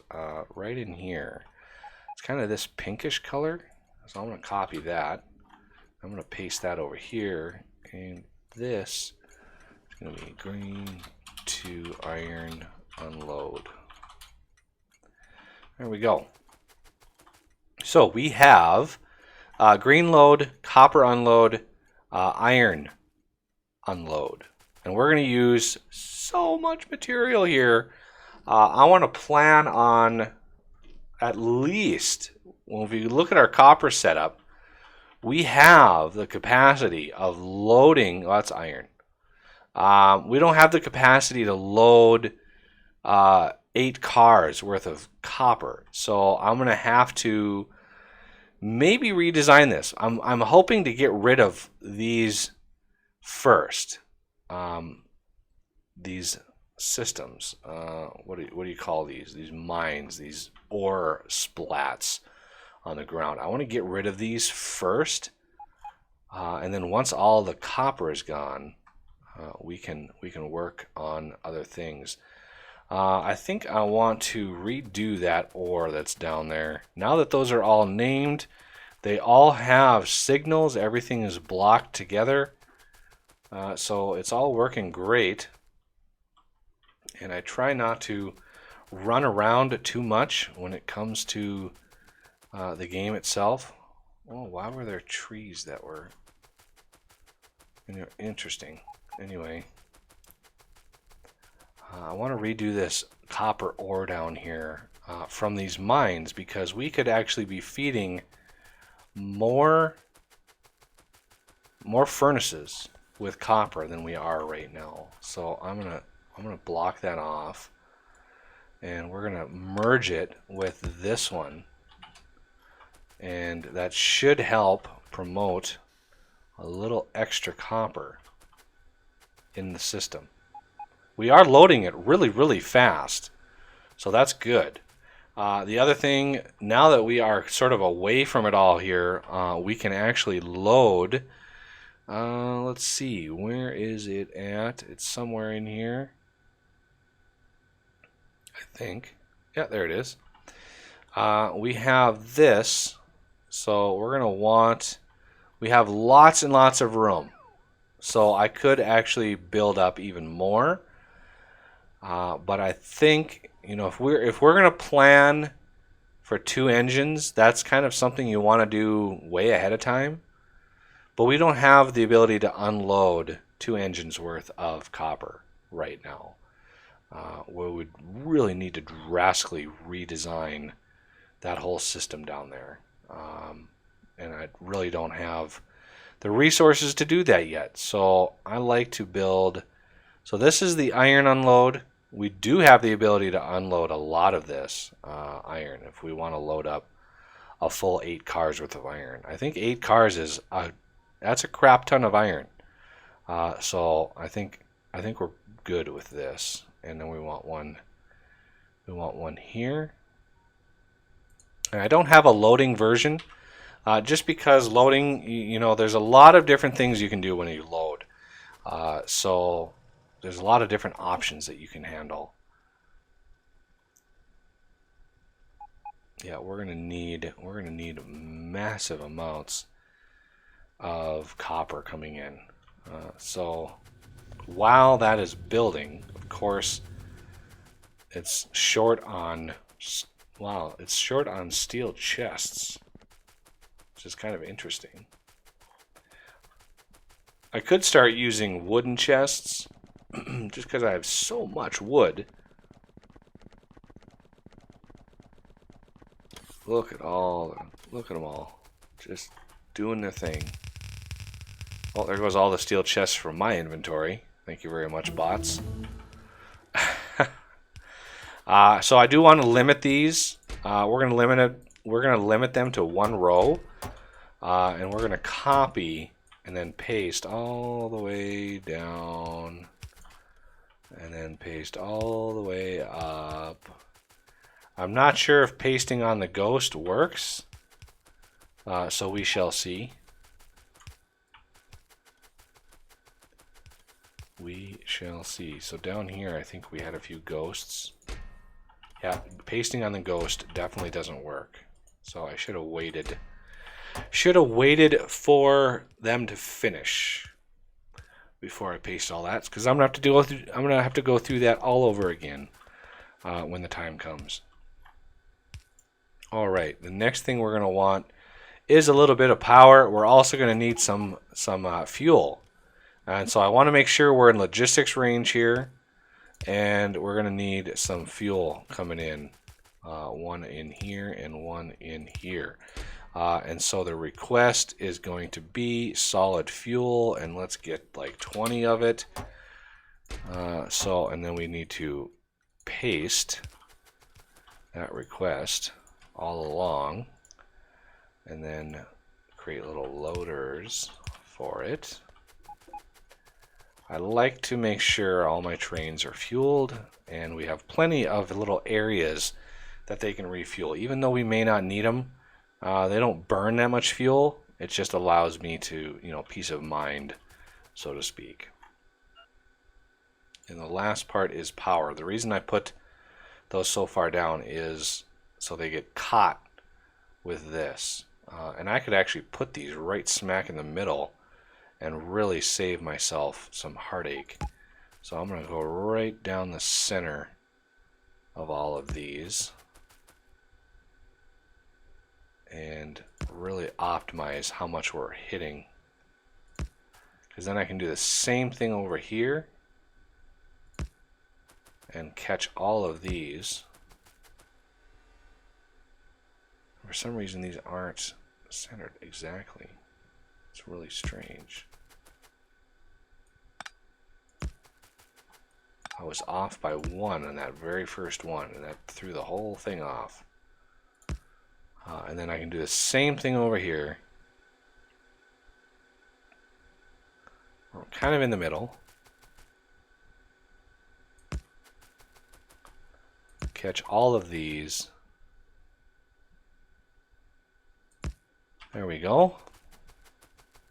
Then we need to connect them up to power, which is pretty trivial considering I have it running along all my track.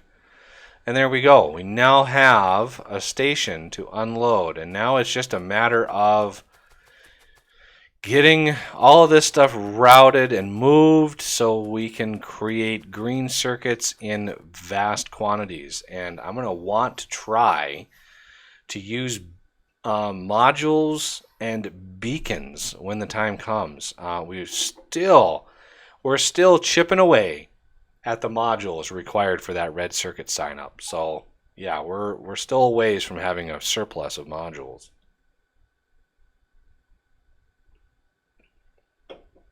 All right. Well, as we wrap up the episode, just a quick reminder: please hit that like button. I don't say it very often. I don't say it really. I'm maybe in the 1,300 videos I've put out, I might have said that in maybe 15 videos out of the 1,300. So I don't say it very often. I think people who watch YouTube know that there is a like button. Are very aware of that, but just to say it once in a while, I think is good. So please hit that like button. Do me a big favor and help the channel out. Even when I'm starting to stream, it would be very, very helpful to know that people are enjoying what's going on. Otherwise, there is a link in the description for the nuclear blueprint. For the reactor setup I have. There's a link for the production blueprint that I have. So this large production, all of these blueprints, including my rail, are in there. And there's a link to the new Flexible Games Discord channel. And all my viewers and Patreons are welcome.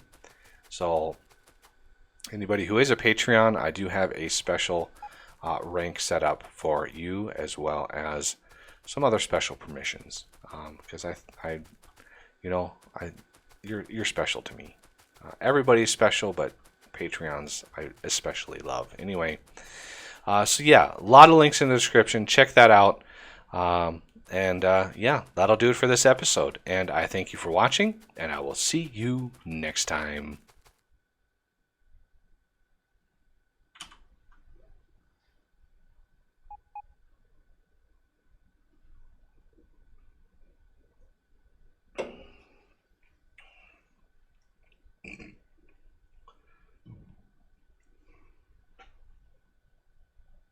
All right. Well, got 3 episodes in. I've got another, about half hour. Another about half hour to record. So I might just jump right in. Some comments from the last video. Yes, I did mention the like button. Like I said, I do not actually mention that very often in any of my videos.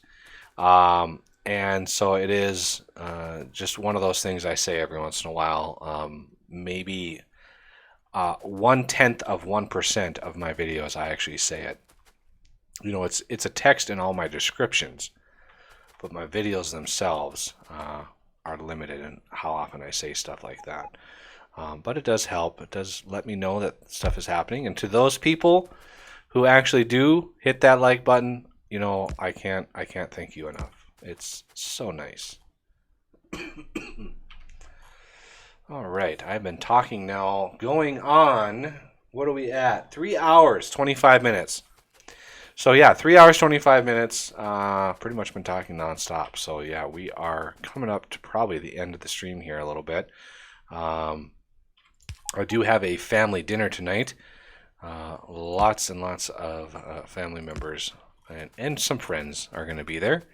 So looking forward to that. Not sure what's going to be prepared. I'm not the one cooking, so I'm kind of walking into an unknown field. Not sure what's going to be prepared for us. And a train. I do need some more engine units. I'm gonna go in here. Those are electric. There's my engine units right there. So I want 2 of these, and I need some steel.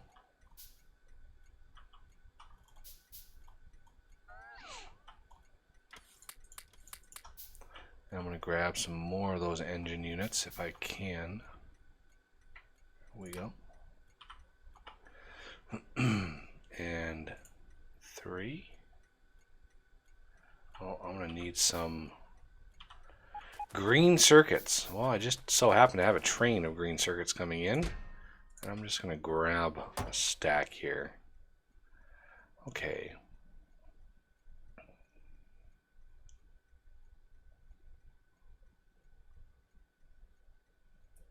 Yeah, the warehouses. Oh, I love the warehouses with the loaders.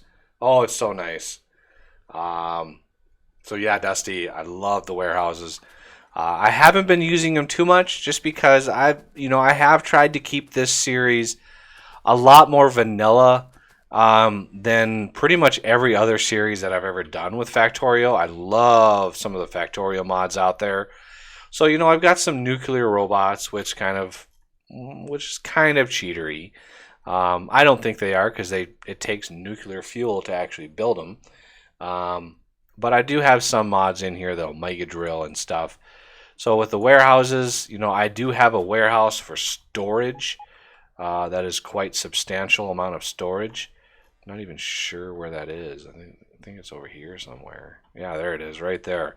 It's got 71,000 wood in it right now. So we got, yeah, I am using the warehouse mod here and there.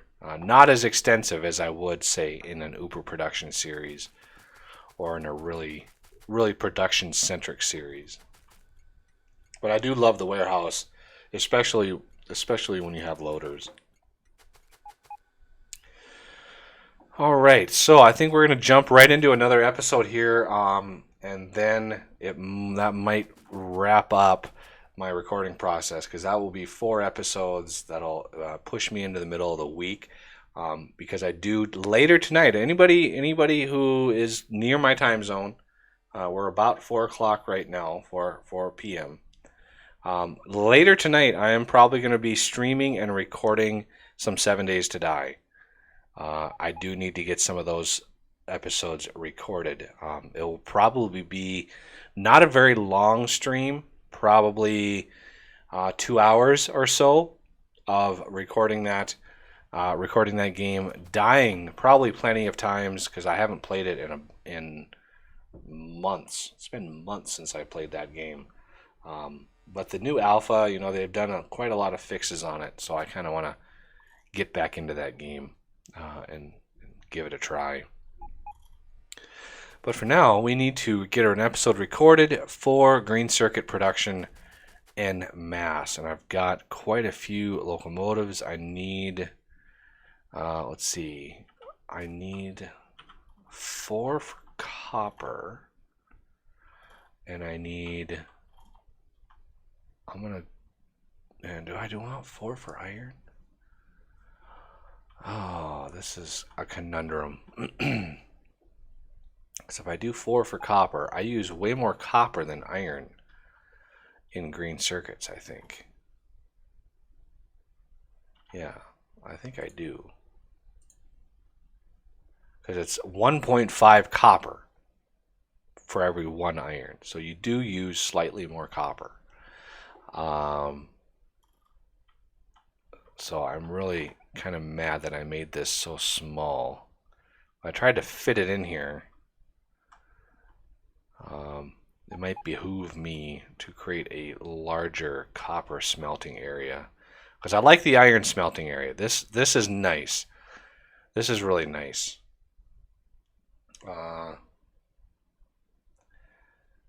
Let's see. What's my favorite mod? Oh, for Factorio? Oh man.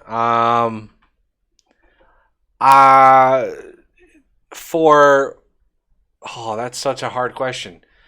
I think the long reach mod. Long reach is so nice to not have to be snuggled right up next to every little thing that you do. It just makes gameplay so much smoother. So the long reach mod is one of those mods that is absolutely in my essential mod list. I have to have the long reach mod to really enjoy the game. After that, that's a tough one because any mod beyond that is just helpful. I'm really liking these nuclear robots that don't need to recharge. The Omega Drill, not so much. But Bob's mods, the drills that you can get with Bob's mods are pretty much just as fast, but don't take up as much space. So yeah, that's a tough one. The loaders, I'm liking the loaders. I thoroughly enjoy that. Was supposed to be in the vanilla game, but they determined, they didn't like them, and so they took them out. But I really like the loaders, and the warehouse mod, of course, is a great one. So yeah, the long reach is probably the most the one that I look at and need the most, just for the ease of use for playing the game. Okay, so how am I going to do if I have copper coming in here? I'm going to only have four wagons of copper initially, which would give me pretty much only two full belts of copper. And I'm going to join these two up, and we're going to need to route them around. So that's going to be difficult. Okay, but we have logistics coverage, so I'm going to make sure we're up in logistics coverage, and we're going to kickstart this process here. So get ready for another episode. Let me take a drink.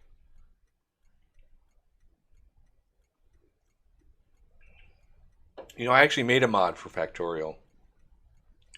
Long ago, I took over a mod called the Void Chest. So the original author coded it up for like a way earlier version, and I got a hold of it because I was using Bob's mods at the time, and there was a lot of stuff that I had to trash. So I took it over, coded it up, got it working for I think .13, and shortly thereafter I basically stopped playing because I got burned out. I was using Bob's mods, all of Bob's mods, and it burned me out of the game. I just could not handle that much logistic nightmare, which is why I haven't really dove into Bob's, like the full suite of Bob's mods yet. Because it really burns you out fast when you only have so long to play. But yeah, the Void Chest I was thinking about getting back into and updating it again. So yeah, we're gonna get one more episode here and probably call it for this afternoon, and then this evening I will hit it up again and do a little 7 days. And as a fair warning to everybody, I try to strive for all my content on my channel to be family friendly. So Fortress Craft, Factorio, the Oxygen Not Included, and Transport Fever, and pretty much all my other series are all family friendly. No swearing, no mature content. When it comes to 7 Days to Die, that game itself is a mature game. So that's my one game. That's my one series that I'm a little bit more on the mature content side. So expect swearing, not only from the game, but from me as well. Um, and I do not recommend watching it with your kids, mainly because the game itself is mature, and watching it with your kids is not recommended because you're slaughtering human beings on screen, and that might upset some people. Um, it's kind of difficult to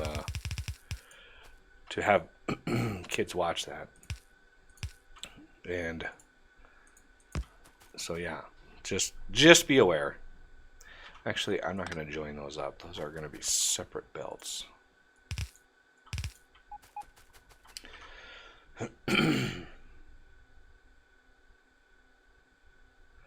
Space Engineers, yes, I've played the heck out of Space Engineers. If you saw my desktop image is actually a ship I designed in Space Engineers, a dreadnought that has a whole bunch of modded in weaponry on it. It's kind of boxy. It's not my best ship. It's one of my very earlier ships. I have a really nice one called the Tiger Shark on there that I designed for Direwolf when he built his abomination of a ship in one of his series. That was such a disaster. I designed a ship and told him about it, and never heard back. Direwolf is one of those guys that I don't know. He's popular, but he never talks about anything. Anyway, yeah, Space Engineers. I played the heck out of Space Engineers, and when Planets came out, I initially loved Planets.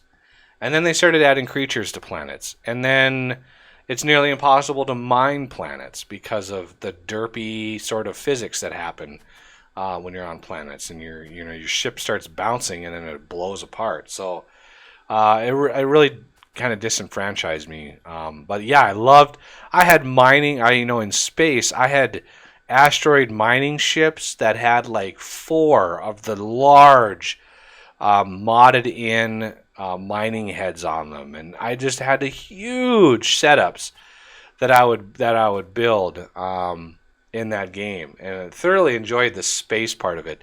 The planets, I really didn't really like how planets worked. They were big, they were cool, but physics-wise, it was really tough to work with them with the limitations. But yeah, I've played tons of Space Engineers.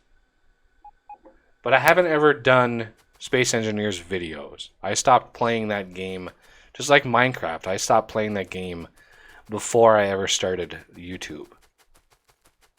So yeah, I don't have any Space Engineers videos. I just know and have had played that game. I haven't played it in probably 2.5 years. So yeah. And one of the big things that caused me to stop playing that game was I built a ship called the Tiger Shark, designed after the Tiger Shark. No, the Hammerhead. I'm sorry, it's called the Hammerhead because it had the little slots beside the head that had little cannons on them. So it was the Hammerhead, and I had a little dock underneath. The belly opened up, and you could dock a ship inside. Well, I had a bunch of warp drives in there, and I would warp that ship, and the physics, the bug that occurred, you would warp if you had a ship that was docked, that had a ship that docked to it, and you did the warp thing. Something really bad happened. The ships would basically tear each other apart. And I ran into that bug after working many, many, many hours getting that ship built and colored and all designed and everything, only to almost explode on the first voyage. I got so angry I basically rage quit and haven't been back to the game since. So that was endlessly frustrating.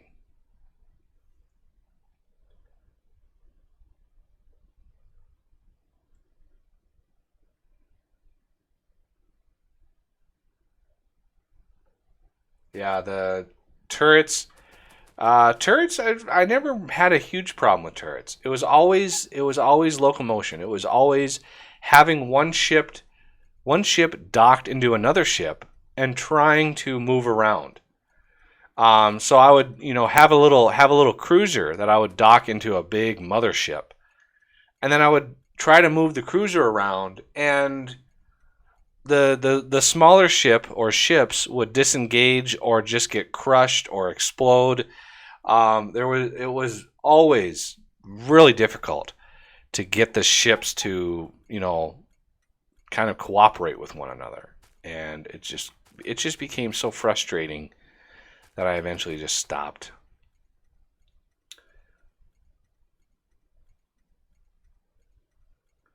All right, so I think we're gonna get this episode recorded here. So let's just jump into it here. All right, well, I'm gonna start the record.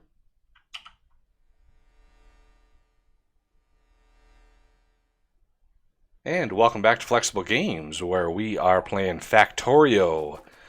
We are working on our green circuit supplemental outpost. The first one that we have is really not doing so good, mainly because of iron.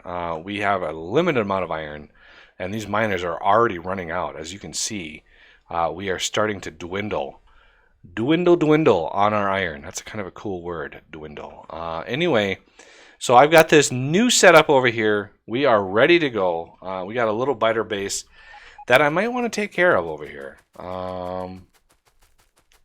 Might. Not a guarantee. I might want to take care of it. So let's kind of dig our way in here. And hopefully maybe take out some of these guys. Watch my shields, because shields are important. Kind of jump back into the forest, because they can't really navigate. Poor guys, they haven't learned how to navigate yet. Watch my health. Watch my health. Watch my health. Okay, it's getting a little tired. Oh, get out of here, guys! Oh, this guy is wanting the party. All right. I'm kind of worried about that huge base up above, so I'm trying to stay away from that place. I don't really want to mess with them. They're kind of scary. Okay, get out of my way, trees. Okay, so we need to build a little. We need a little green production over here, because if we're gonna eventually have a blue setup, we're gonna need a green setup too.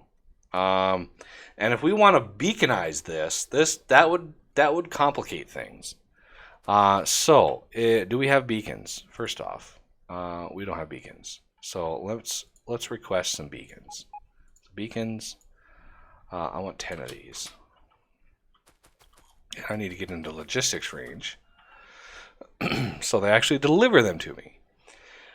So the normal setup for green circuits, people have seen for many years actually, is the 2-to-1 build for green circuits.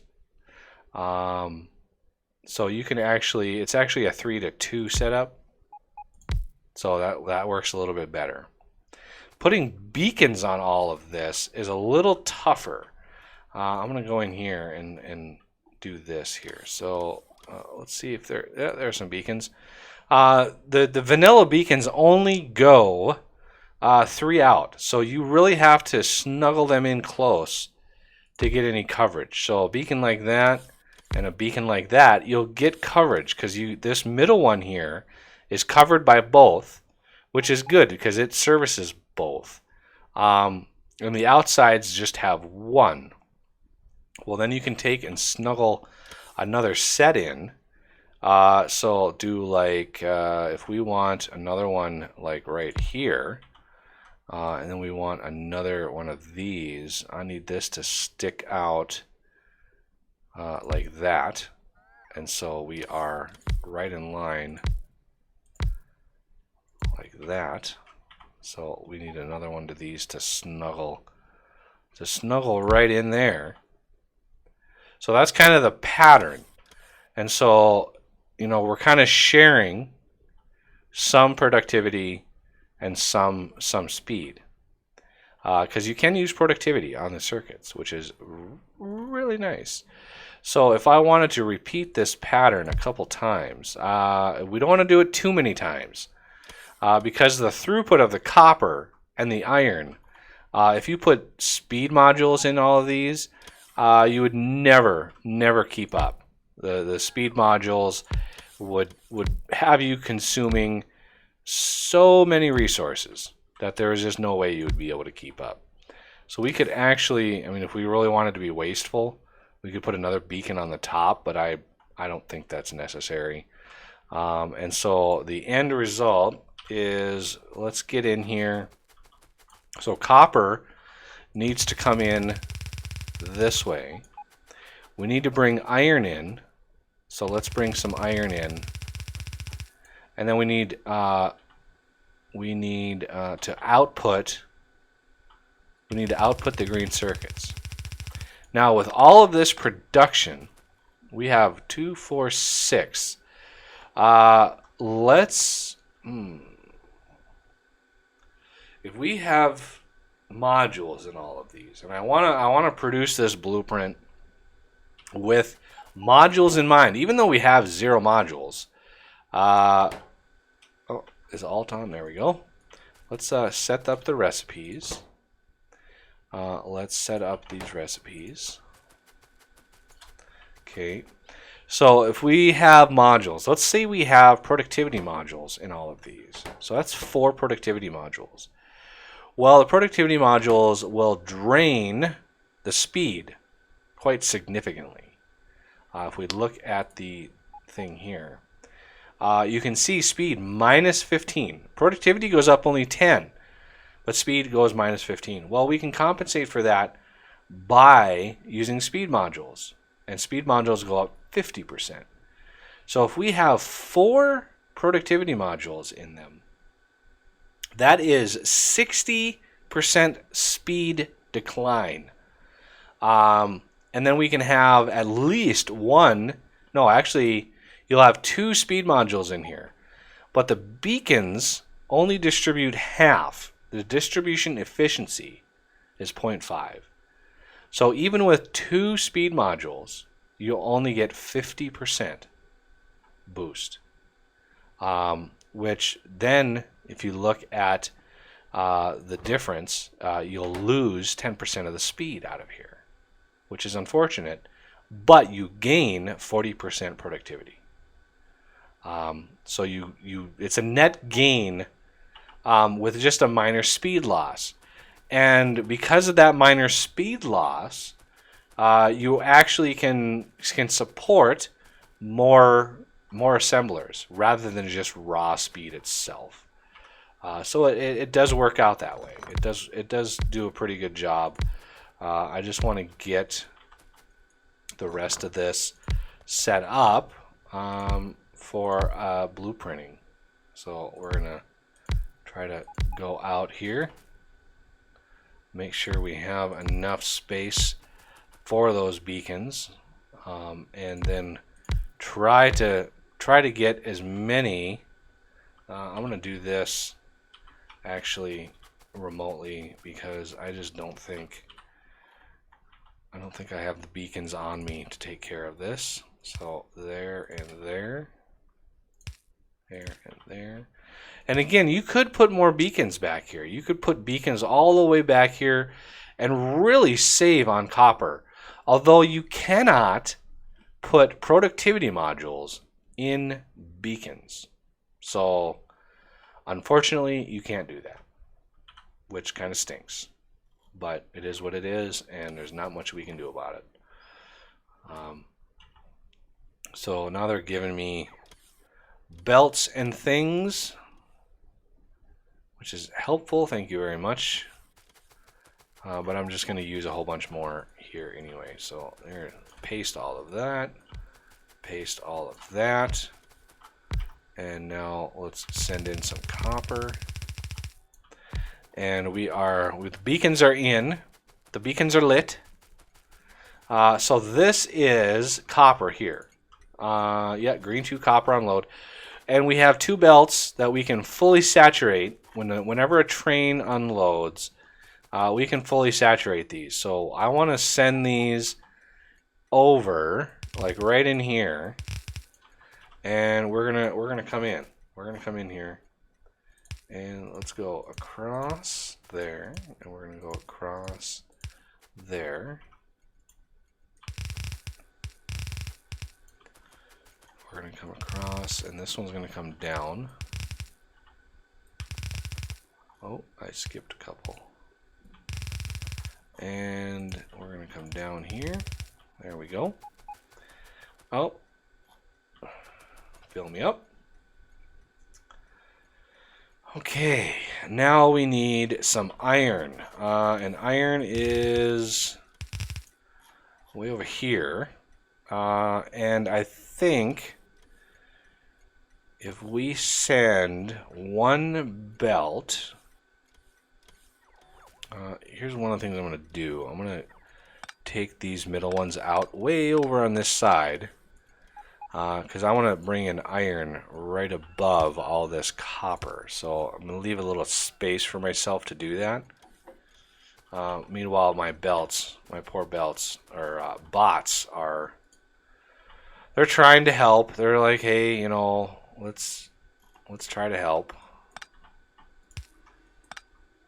So I don't know why that's always backwards, but yeah. So we're gonna go up. This is going to be iron. I want to actually go up 2. I want to leave a space for 1 more iron for that lower one to come in eventually. Sort of planning for the future. You know, it's always good to plan for the future. So I'm gonna go in here, go in here. Shouldn't have any trains running in here yet. There we go. And whenever that future does come, I can make that next batch of iron actually unload here, and then bring this one over to a second stack of these. It's kind of what the grand plans are there. But I do want to start the trains to start loading here. So I'm going to put the green one there too. Let's color them, you know, with the colors of these stations. I should have named these already. I did. So that they're all colorized now. So we need some. Didn't I create? I thought I created these. Okay, so 5, 6, 7, 8. So 1, 2, 3, 4. Then 1, 2, 3, 4. All right, now we need to make sure we have the right stations in mind. So I want to go to iron 1 load for this, and then green 2 iron unload. So iron 1 load. We're going to do empty inventory full and time passed, and we're going to do 60 seconds. And so this one is green 2 iron unload, inventory empty, or time passed, and 60 seconds. So it should eventually have a net gain. And then we can just, as long as we're not standing, as long as we're not standing on the tracks, which, to be honest, I have done before, we should be able to go grab some iron. And I want to make sure this is the same amount of time as my other one.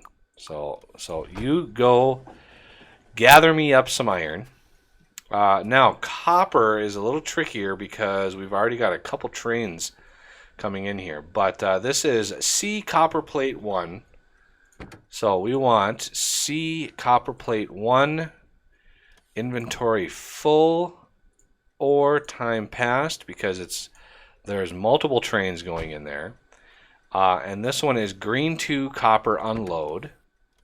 So we want plus green 2, copper unload, inventory empty, and, or I should say, or 60 seconds pass, because we might have multiple trains coming in from multiple locations with copper, and that way everything here will be good to go. So you can start automatic. Ooh, don't walk into the moving train. That's not healthy. Not good for the health. All right, so the next thing with these are, when these are going to be moduled up, they're going to be, again, 10%. There's going to be a 10% hit on their speed. So we don't need stack inserters. But with that 10% hit in speed, we're going to get, basically plus 30% productivity. So it's a net gain on productivity. So I'm going to use stack inserters to actually offload the copper into the circuits, because we're going to be able to make stacks pretty fast with that productivity boost. And I want to make sure we have plenty to go around. Make sure these are all set up. Okay, that takes care of the copper portion. And there, look at that, we got iron already here.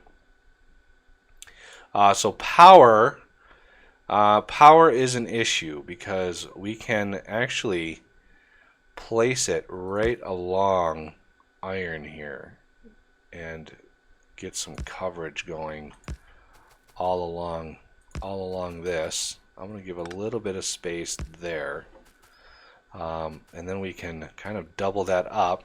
I don't mind a little overlap in a system like this. I'm going to blueprint this, so I don't need to lay it out perfectly.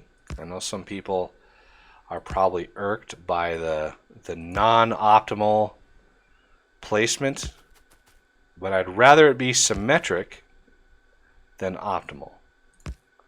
So I like that symmetry. I like getting full coverage in there and not worrying about it. So now I do want some stack inserters for the movement of this material. So iron here, and then to load the iron on the other side, we're going to need 2 long-handed inserters, because these things are not going to be fast enough to really load them all that fast. So there's 2 there, and we're going to bring that up. And now to offload, we really don't need the stack inserters to offload these, because these are going to offload 2 at a time anyway. And eventually, once we maximize stack, they're going to offload 3 at a time. Okay, so copper is on the way, and it looks like it emptied that train really fast. Boy, did that empty that train fast. Now we just need to hook this up. The other thing I want to try to do, well, we can see after we get modules, and we're quite a ways from getting modules set up here, just because we're going to need thousands of modules to get everything squared away.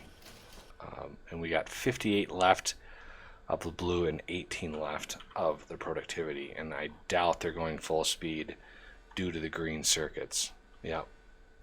So green circuits are really why we haven't finished modules yet, which is what I'm working on right now. So the last part is the offloading of the green circuits onto the other side of the belt. And we're going to use 2 long-headed inserters, just because with those eventual productivity modules, we're going to want to be able to offload really, really, really quickly. Okay, so the last step is the green circuits, and we have exactly 4 cargo wagons that we can use, that we can craft here, and let's place those where green circuits will be loaded.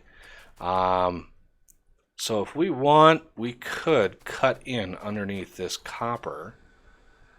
But I really don't. I'm gonna need a couple more spaces under this copper. So we're gonna need, when we add another stack of these, we're gonna need 2 more copper here and 1 more iron here. So green circuits can come right through here, which means we're gonna need this like that, right through here, and then we can underground right there, and then underground right through here, and then we can load somewhere in here.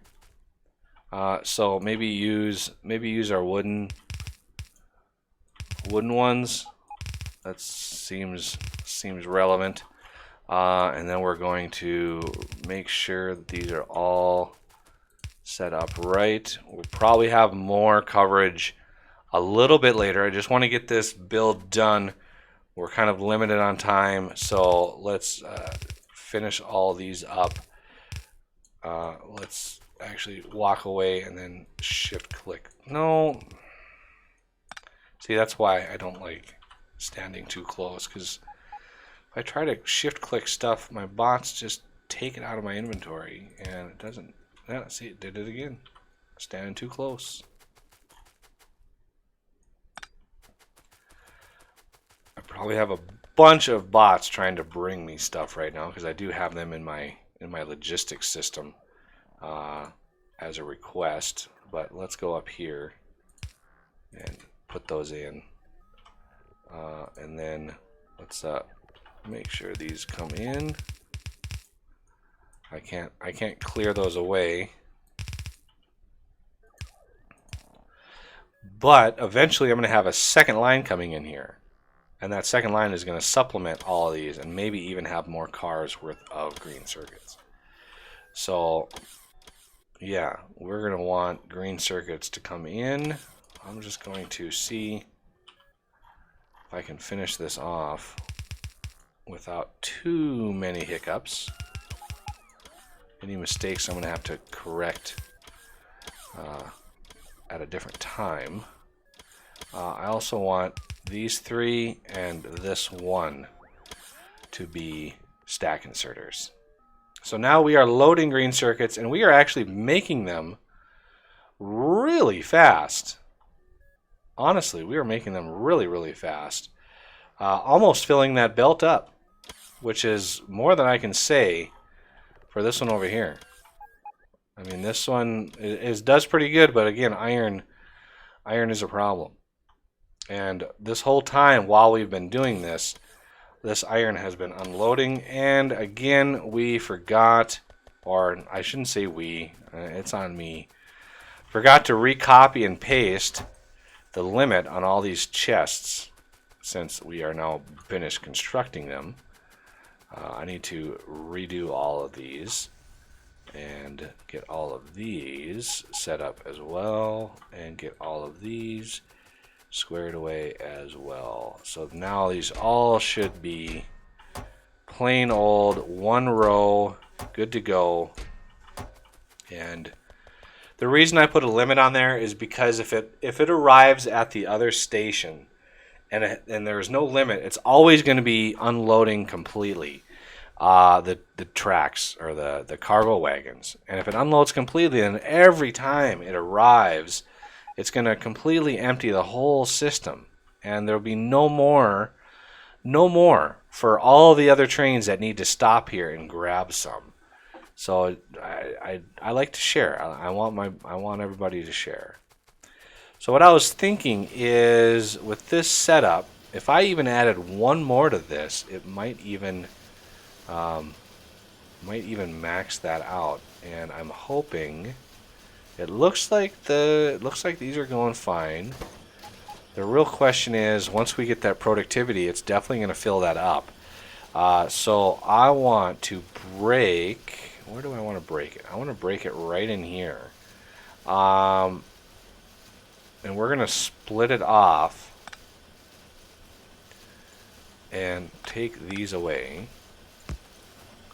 And hopefully we'll be able to stretch across here. And we'll be able to stretch across all of these, just like so. And then bring all of these in on a different set of belts to come in and then combine in together. So it's a completely full belt.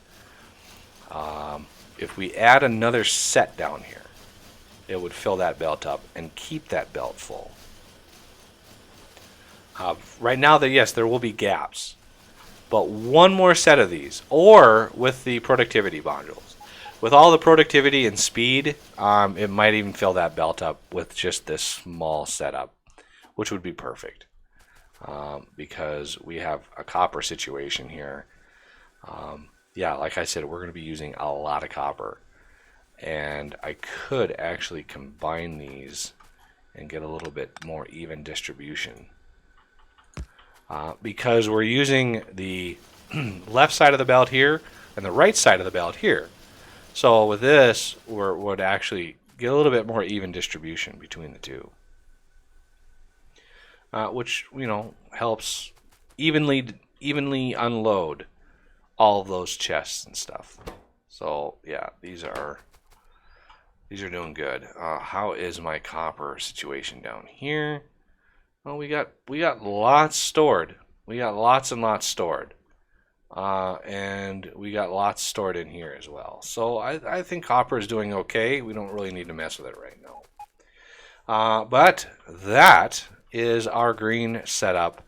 And we have a little bit more green circuits going in now, which is nice.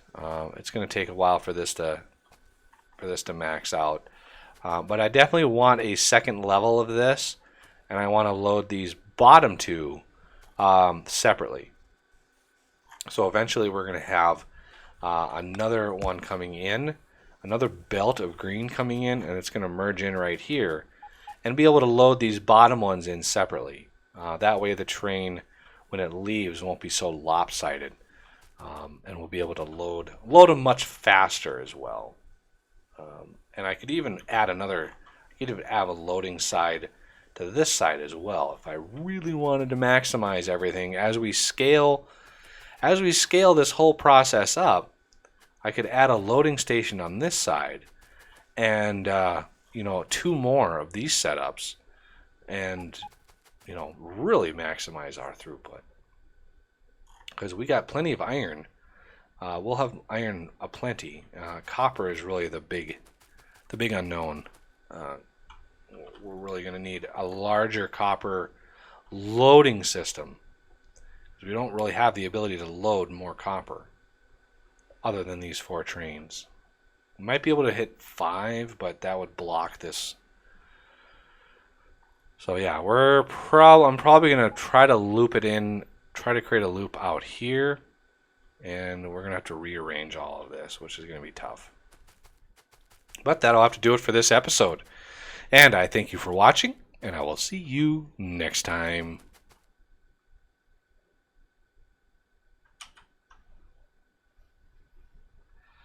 All right.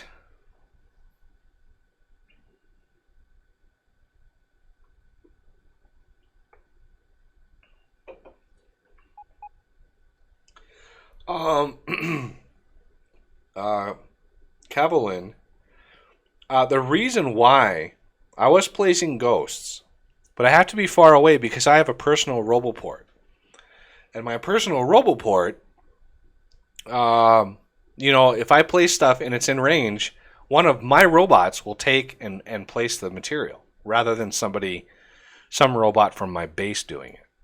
So that's why I had to be far away. I could take the personal roboport out of my suit and do that and not have any problems. It's just the personal roboport. It's the two in here that I have. That's what's causing my problems. So that's why I have to be further away to place the ghosts. Otherwise, yeah, you're right. You can just place ghosts without being so far away. But yeah, alter control I don't think work.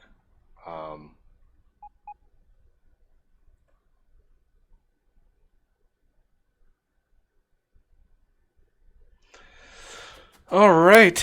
Well, we've got 4 episodes recorded in 4 hours, 10 minutes. So it gives you an idea of how much work I have to do in between episodes. This was a little extended because I'm also streaming, so I'm talking to everybody who's watching. But for those of you who are here, this was my very first stream ever.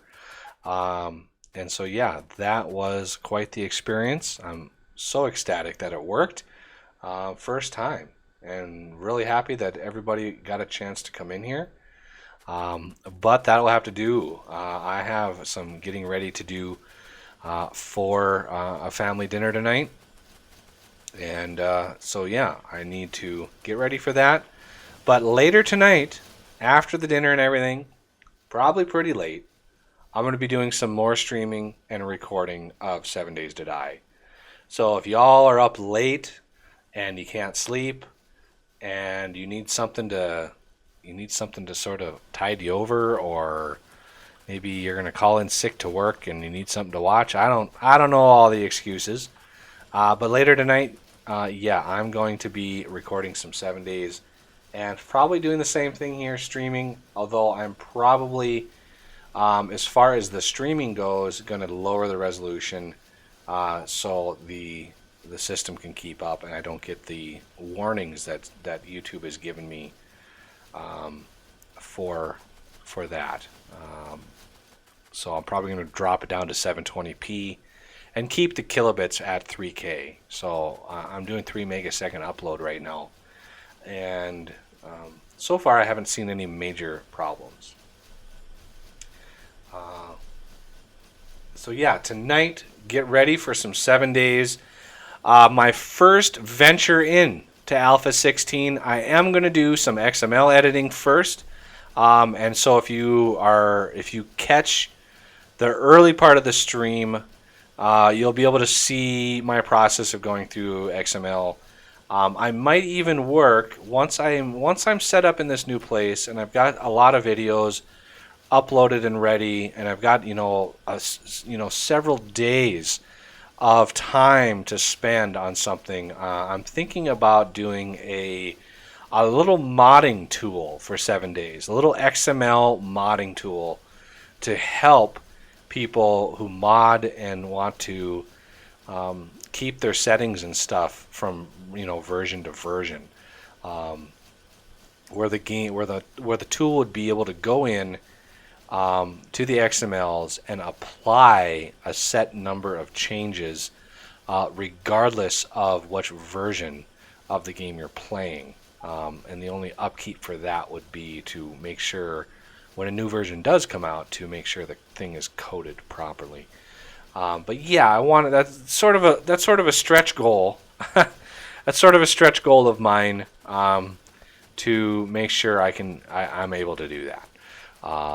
So yeah, that is the future plans. But yeah, later tonight, 7 Days to Die, probably, late. We're talking late, and because I can't really plan around any one person's time. So many people from the channel, so many viewers have drastically different time zones. So I can't really plan, some stream here, some stream there, because it might run into somebody's time zone. So I'll just stream whenever I sit down to do some recording and stuff. And I do still hope that you watch the videos because, revenue-wise, I don't want to see a really big drop in revenue just because I'm streaming. That would be kind of a shame. But yeah.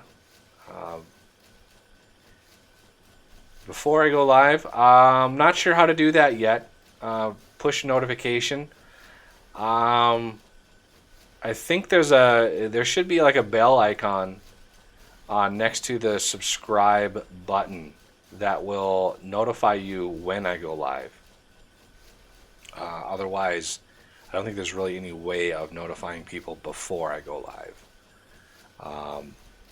There is a schedule, but I don't know what my schedule is going to be like tonight. So I don't know the exact time I'm going to start streaming. I'm going to guess it's going to be pretty late. So sometime, let And we're almost 5 o'clock now, so somewhere in the 5 to 6 hour range from now is when I'm gonna tackle 7 days. So if you're still up, if you're ready to go, if you're back from work or school, look forward to that. Also, a little forewarning: 7 days series is going to be the only series that I do where it'll be mature content. So expect swearing, expect some mature content, just because the game itself is mature. So just all my other content on my site is family friendly. So the 7 days is kind of the one series that I'm able to sort of let loose and really enjoy the spookiness of the game, and say the F word once in a while, just because a zombie or a dog jumps out at you and scares the crap out of you. So just be forewarned not to have your little ones watching while you're while 7 days is going, because that game is quite the mature content. Just as a forewarning. But that'll do it. I've got to cut it off somewhere. So we are 4 hours 16 minutes in. I very much appreciate everybody. I appreciate the super chats. Thank you so much again, Timothy and Dusty. You can't imagine how happy you just made me on my very first stream. That helps so much. I will look at what a power supply or a set of headphones costs, and plan accordingly, because I'm gonna need a new set of headphones, especially if I'm gonna play 7 days. I need to wear headphones when I do that game, because I need to know if something's sneaking up behind me. So yeah, the stream is coming to an end. I appreciate everybody watching the very first stream. Not sure what YouTube's schedule is to upload these, but should be good to go. All right. Well, that'll do it for this stream. I'll see you all later tonight, and thank you for watching.